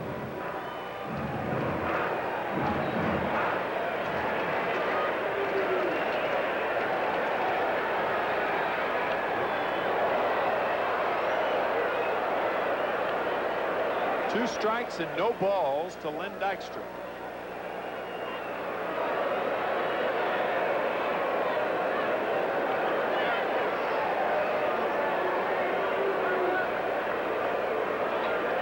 Dykstra has both New York base hits. This one foul. That's right. He had that little looper to left center field back in the 3rd inning. That was before the home run. It has been a quiet afternoon here at Shea. And there's Bob McClure. Sure enough, with Magadan and Strawberry coming up, should Dykstra or Tuffle get on? That ball would have hit Lenny if he hadn't hit it. Jeez. Check this out. This ball looks as if it's headed right for it. What does he do? Foul it off. He get it off with that head too, not the handle. So Lenny shielding one toward first. Got him on strikes.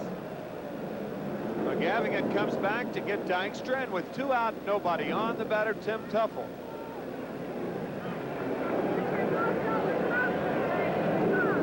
Second baseman. You've heard of the days that belong to Michelob? Well, this one belongs to pitchers so far.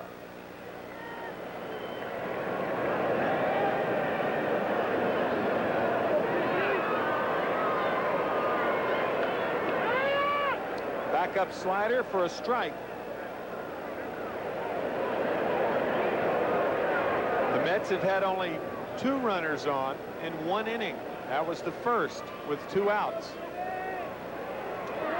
And the Expos have had more than 1 runner on in only 1 inning.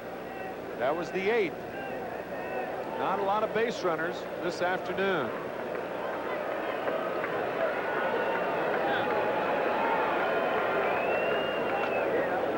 And the shame of it all, as far as the Expos are concerned, is that man in your screen, Dennis Martinez, has pitched himself a whale of a ball game, but can only lose this one. It's 1-0 New York. Dennis. good slider. 2-2 to Tuffle. Mets have a chance to have back-to-back shutouts pitched today for the first time since 1985. Ron Darling with a superb outing on opening day here Tuesday, a 3-0 win over Montreal. And Ojeda with 3 outs to get for his shutout. Slider high, 3-2 to Tim. Kind of shows you something. Martinez still out here, you know. Yep. He's got only a chance to lose the game. Obviously a vested interest in the game, don't get me wrong. A lot of pitchers would be out of here. Adios, goodbye. Slider is high, so now we'll see if McClure is going to be the pitcher. Because Dave Magadan's the hitter. Now, if McClure doesn't come in now, the reason is Magadan doesn't have a lot of power. As you see, Randy St. Clair, who is up. So maybe Buck Rogers, in order to save a pitcher, will allow McGaffigan to pitch to Magadan, but bring in McClure to pitch to Strawberry. It appears that that's his thinking, because why else would he have McClure up and warming? McClure, incidentally, the only left-handed relief pitcher in the Montreal bullpen. So if you're going to use anybody, it would be he, and if you're going to use him against anybody, it would be Strawberry. On the outside corner, 1 ball, no strikes to Magadan, who is 0 for 2 with a walk in the first.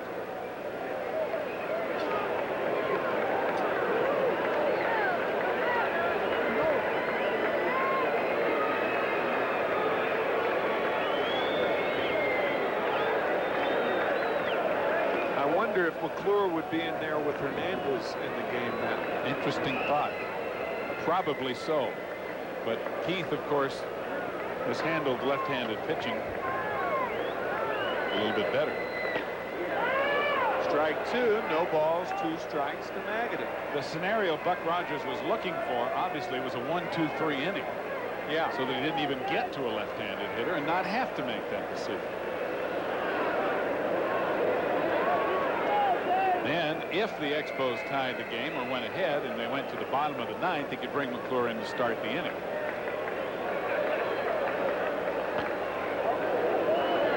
Slider is high, 1 ball, 2 strikes to Magadan. It's 1-0 New York. Terrific ball game. The pitching has just been superb. And there's only been 1 balk. It's because there haven't been very many base runners. That was on Martinez when he balked with Dykstra at first in the 3rd inning. The pitch out. I don't know about that play. With two outs, I think you go after the hitter. Unless you've got a fast runner at first base, you're pretty sure he's running. Tuffle's no base stealing threat. No, now you kind of get McGaffigan in the hole a little bit. Exactly.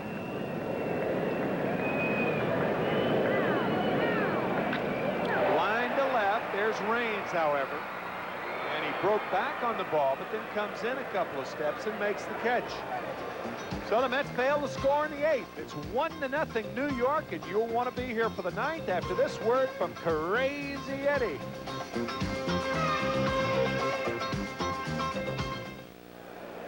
Just over 20,000 total here today on opening day 2. A paid crowd of 19,612 to see the Mets and the Expos, and they are seeing a beauty. Bob Ojeda going for his 8th career shutout, and here in the 9th inning he'll be facing Mitch Webster, Hubie Brooks, and Tim Wallach. Ball 1 to Webster, who is 0 for 3. Andres Galarraga with a 2nd inning double. Mike Fitzgerald with an 8th inning single. The only 2 hits off Bobby today so far. 2 balls, no strikes. And Bob has never pitched a 2-hit shutout. He has pitched 3 hitters 5 times. They were not all shutouts. That is his career low. 2-1.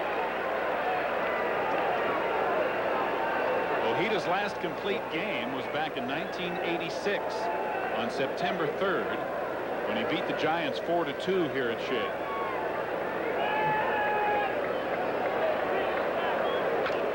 Fouled back, and the count now evens at 2-2. a matter of fact, in that game, he gave up only 3 hits. One of his 3 hitters. His last complete game shutout was also in 1986 at St. Louis on June 30th, a 7-0 victory over the Cardinals.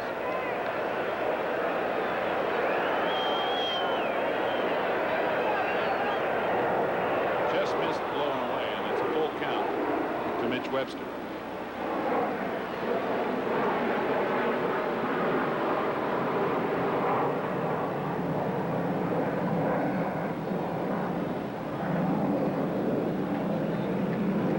To nothing New York. Top of the 9th inning. Nobody out, nobody on.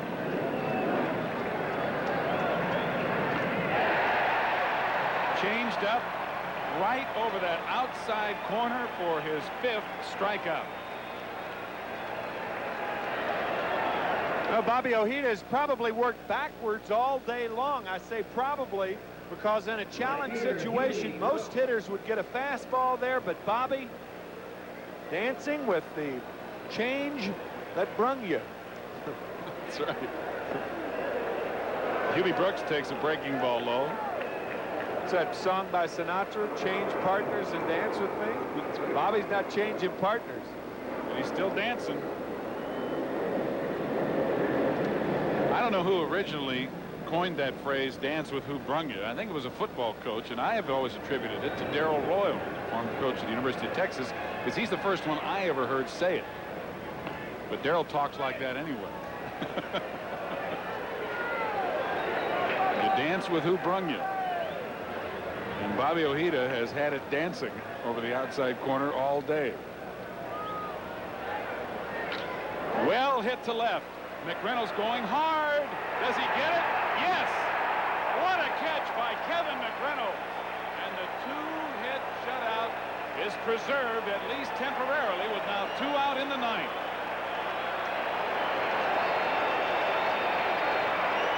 The glider appears to be motoring without an engine. He is so quiet. He covers so much ground, and you never know he's around. And the glider playing with a lame wing today. That right knee of his bruised. He missed the series in Philadelphia over the weekend, and you hope he doesn't re-injure his knee in a play like that. But that tells you something about a guy who does have a bad knee, who still goes after a ball like that. Competitiveness takes over. That's right. Tim Wallach, the last hope for Montreal, is 0 for 3. He's hit 2 balls hard. There's that dead fish changeup on the outside corner yet again, and the count 1-1. A masterful performance by Bob Ojeda, out pitching. Another fine performance by Dennis Martinez, who pitched the first 7 for Montreal, just giving up a run on 2 hits himself.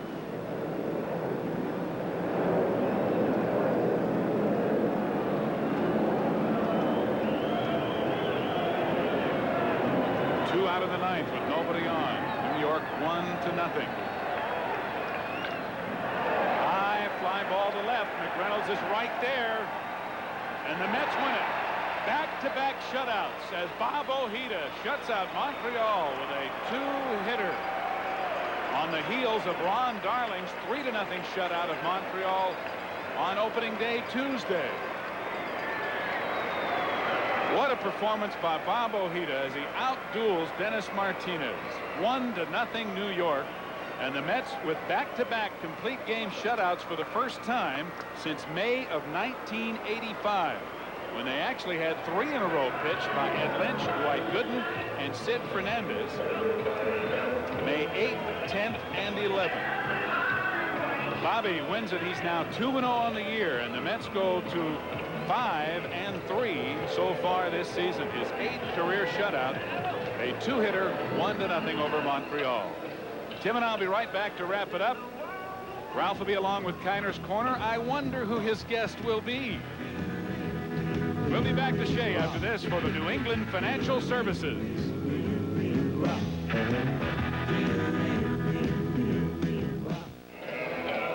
To the the surprise of no one, our Budweiser player of the game today is Bob Ojeda, pitching his 8th career shutout.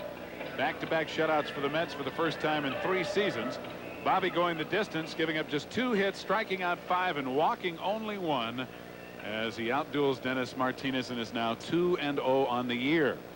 And as you pointed out, Timmy, it was a pitcher's day today, and if the Mets pitching, which started off the season less than they would have hoped, comes around like the last 2 performances have shown, it's bad news for the National League East. Well, let's think about that for a little while. Think about the deception of a changeup. When you think of Bobby Ojeda's changeup, really what a change is, it means a change of speed, which means a very deceptive pitch. Now, how in the world can you continue to throw it time and time again in key situations when you know that power-hitting right-handed hitters are hitting or sitting on a particular pitch like that? Well, you do it with the motion, and that's how Bobby Ojeda gets away with it, because even though they know what the pitch is and they know what's coming, the motion still fools them.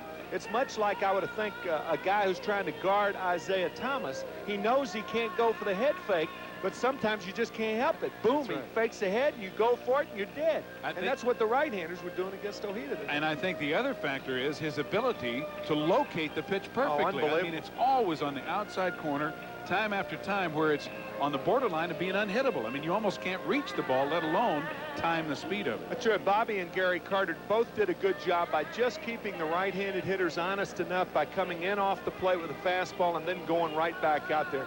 It was a masterful game. Dennis Martinez pitched well, McGaffigan in relief, but Bobby Ojeda got the 1 run, and that was it. And Len Dykstra's home run, the difference in the ball game. We'll be right back with a final word from Shea, where the Mets have won it 1-0 on the 2-hit shutout by Bob Ojeda after this for AT&T.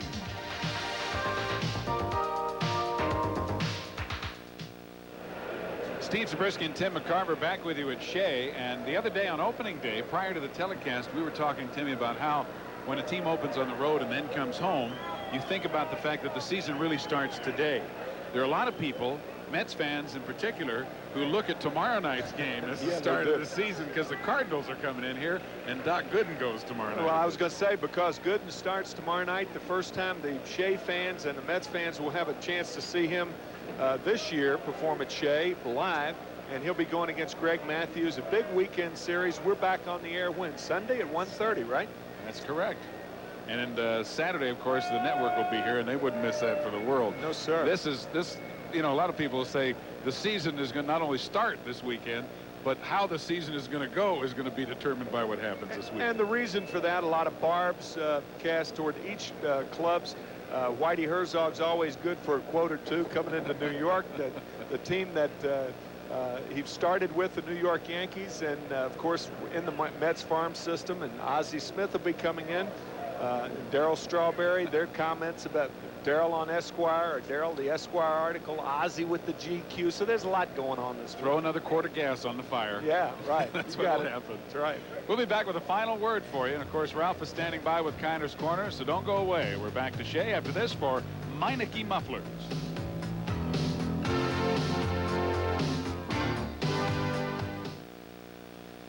Here are the totals again, and there's the complete line score for you. Len Dykstra's home run in the bottom of the 6th. The difference is the Mets win at 1-0. 1-2-1 for New York, 0-2-0 for Montreal. Bob Ojeda, with his 8th career shutout, is now 2-0. Dennis Martinez pitched well, but loses for the 2nd time this year. He is 1-2. Tim? All right, Steve, a brilliant ball game and performance by Ojeda today. And today's ball game brought to you by Budweiser, Beechwood Age, for that clean, crisp taste. This Bud's for you. By Manufacturers Hanover, the financial source worldwide. By Nissan Cars and Trucks, built for the most important race of all, the human race. By RC Cola. Some people go out of their way for the taste of RC. And by the New Jersey Bell Yellow Pages, the one that works. Our guest this afternoon will receive the Professional Home Protection Starter Kit by Black & Decker. Compliments of True Value hardware stores and home centers. Now, fans, as always, stay tuned for Kiner's Corner. Ralph's special guest this afternoon, Bobby Ojeda. And be with us again on Sunday when the Mets take on the St. Louis Cardinals at 1:30 p.m. right here on WWOR-TV.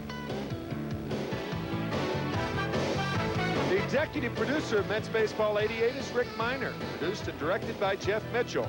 The associate producer, Steve Olbaum. The announcers on the preceding telecast were approved and contracted for by Sterling Doubleday Enterprises. Mets Baseball is a production of Channel 9 Sports. Good afternoon, everybody, and see you Sunday.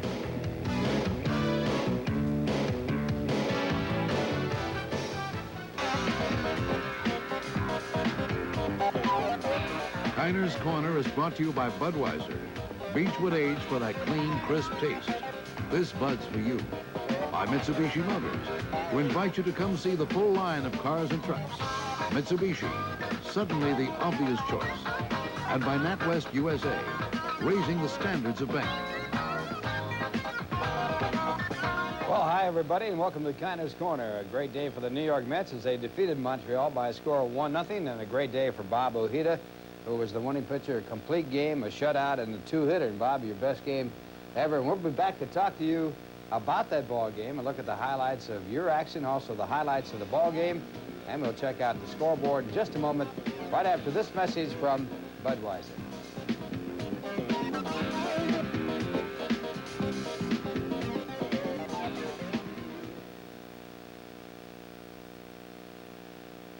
Well, all of New York watching an exciting ball game here. Those of you with us on Channel 9, and Bob Ojeda with a brilliant pitching performance, a 1-0 two-hitter. And Bob, you had a no-hitter going one time here in New York City. That was against the Yankees when you were with Boston, and that was into the 9th inning.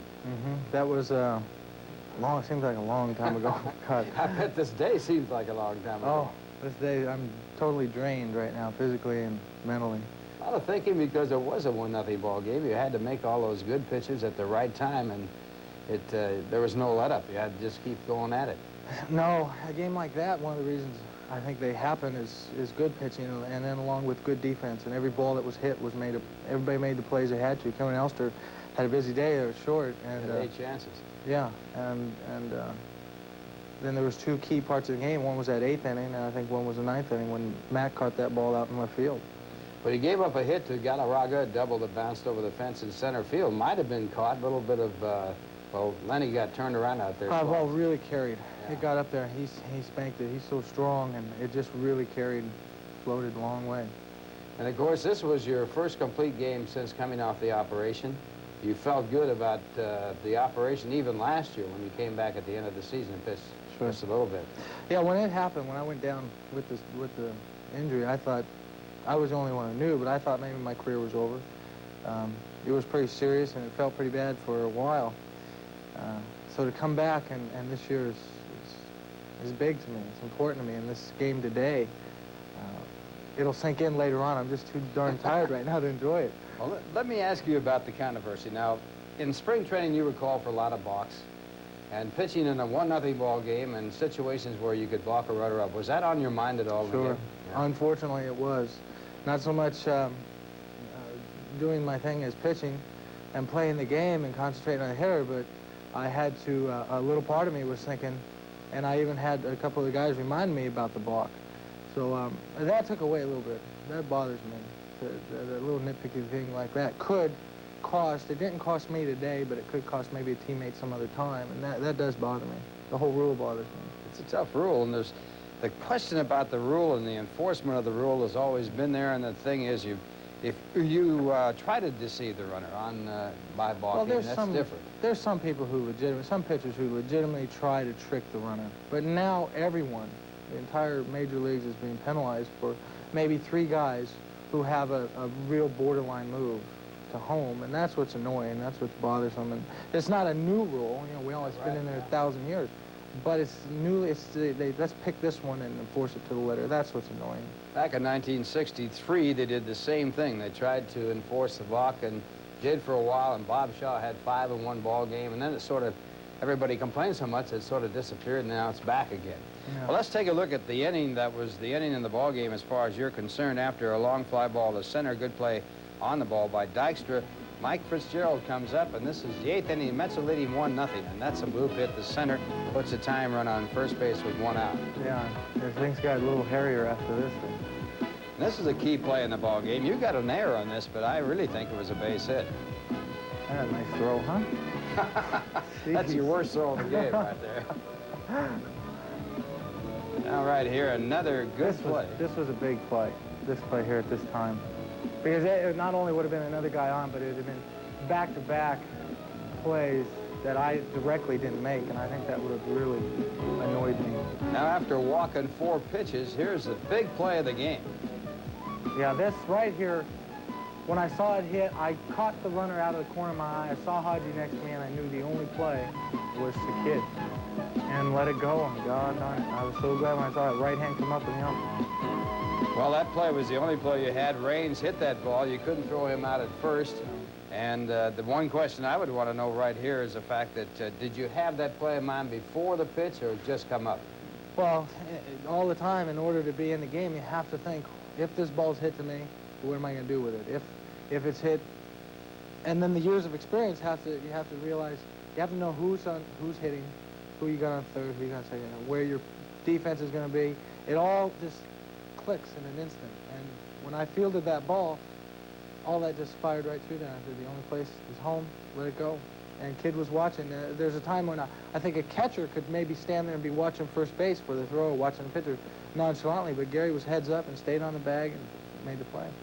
Well, that was the play that made the ball game, a 1-0 game your favor. And Bob, congratulations on a great pitching performance. Thank you, Ralph. And a great game for the Mets as they won it by a score of 1-0. We'll be back to take a look at the highlights of the ball game. Just about saw them all right there, but there are a couple more in just a moment after this message from NatWest USA.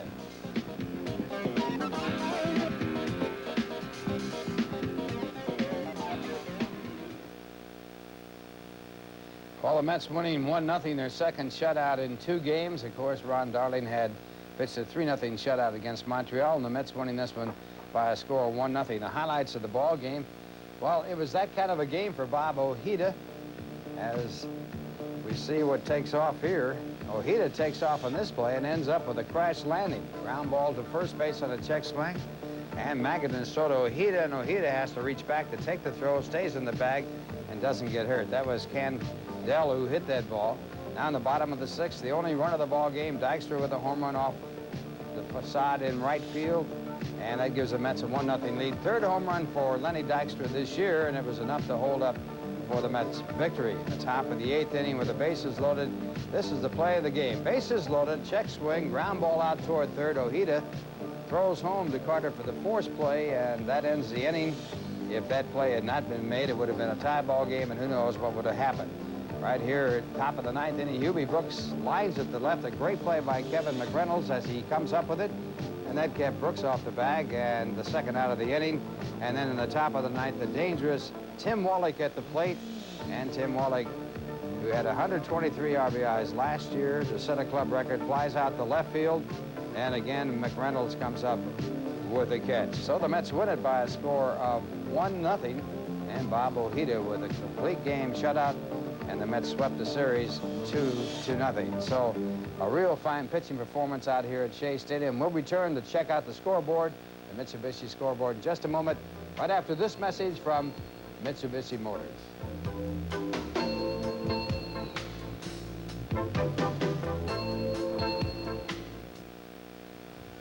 And the Mitsubishi scoreboard, the Mets, of course, winning by a score of 1-0.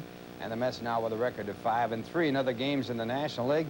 The Dodgers are underway in San Diego. They did not score in the top of the 1st. Valenzuela going for the Dodgers against Jones, and Jones, a player who was drafted ahead of Dwight Gooden. Gooden, the 5th draft choice that year, and Jones drafted ahead of him. Philadelphia will be in Pittsburgh to play the Pittsburgh Pirates. It's Carmen against Walk in that ball game. And Cincinnati will be playing in Houston. Rasmussen on the mound against Darwin. Over in the American League, the Yankees continue to roll as they win it by a score of 7-3 over Toronto. Winning pitcher in the game was Leiter. He's now 2-0. Key, the loser, 2-1. Yankees now are 8-1. Their best start ever after 9 games, and they've had some powerhouse teams over there. Boston shut out Milwaukee by a score of 2-0. And guess who pitched the shutout? It was Clemens with 13 strikeouts, his 11th career shutout. Losing pitcher in the ball game was Wegman, and he is now 0-2. Also, Texas playing in Detroit, and a 2-0 victory there for Texas over the Tigers. The winning pitcher was Guzman. He's now 1-1. Morris, the loser, 2-1. Texas now 3-5 on the year, and Detroit with a record of 4-4. Later on, Chicago against California. Perez against McCaskill, Minnesota playing Cleveland, a night ball game, and Kansas City playing Baltimore. The final game on the schedule in the American League, Oakland against Seattle. So that's the way it looks, and we'll be back in just a moment right after the message from Budweiser. Well, there are a couple of old-time ball players right there. Ralph Kiner on the left, Early Wynn in the center, and Art Hulaman is the pitcher on the right. Taken back in 1955 with the Cleveland Indians. And right here, the Mets winning it in 1988 by a score of 1-0. And the winning pitcher in the ball game, of course, was the starting pitcher for the Mets and the man who finished, Bob Ojeda. And his record now stands at 2-0, Bob, with a brilliant two-hit game. Losing pitcher was Martinez. Martinez pitched a very strong ball game, going 7 innings, giving up 1 run, the home run to Lenny Dykstra.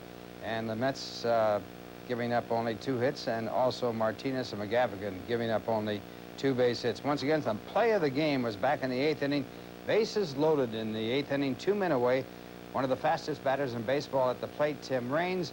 And on the check swing, only 1 place to go. Bob Ojeda comes off the mound to field the check swing, ground ball to the third base side. He has no play at first, has no play at third, his play at home in time, and that was the play of the game, the turning point of the ball game, as they did not score, and Bob Ojeda worked the 9th inning and came up with a 1-0 2-hit victory over the Montreal Expos. So our next broadcast will be back on next Sunday, this coming Sunday. We'll be coming up here, and it will be the Mets against the St. Louis Cardinals. And if you can't make it out the ballpark, we'd like to see you right back out there.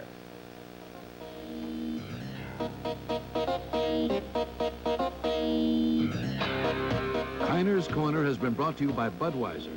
Beechwood Age for that clean, crisp taste. This Bud's for you. By Mitsubishi Motors, who invite you to come see the full line of cars and trucks.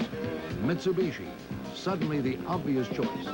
And by NatWest USA, raising the standards of banking. Kiner's Corner, produced by Steve Obaum, directed by Jeff Mitchell. Stage manager, Curtis Reed. Production assistant, Joshua Shaheen.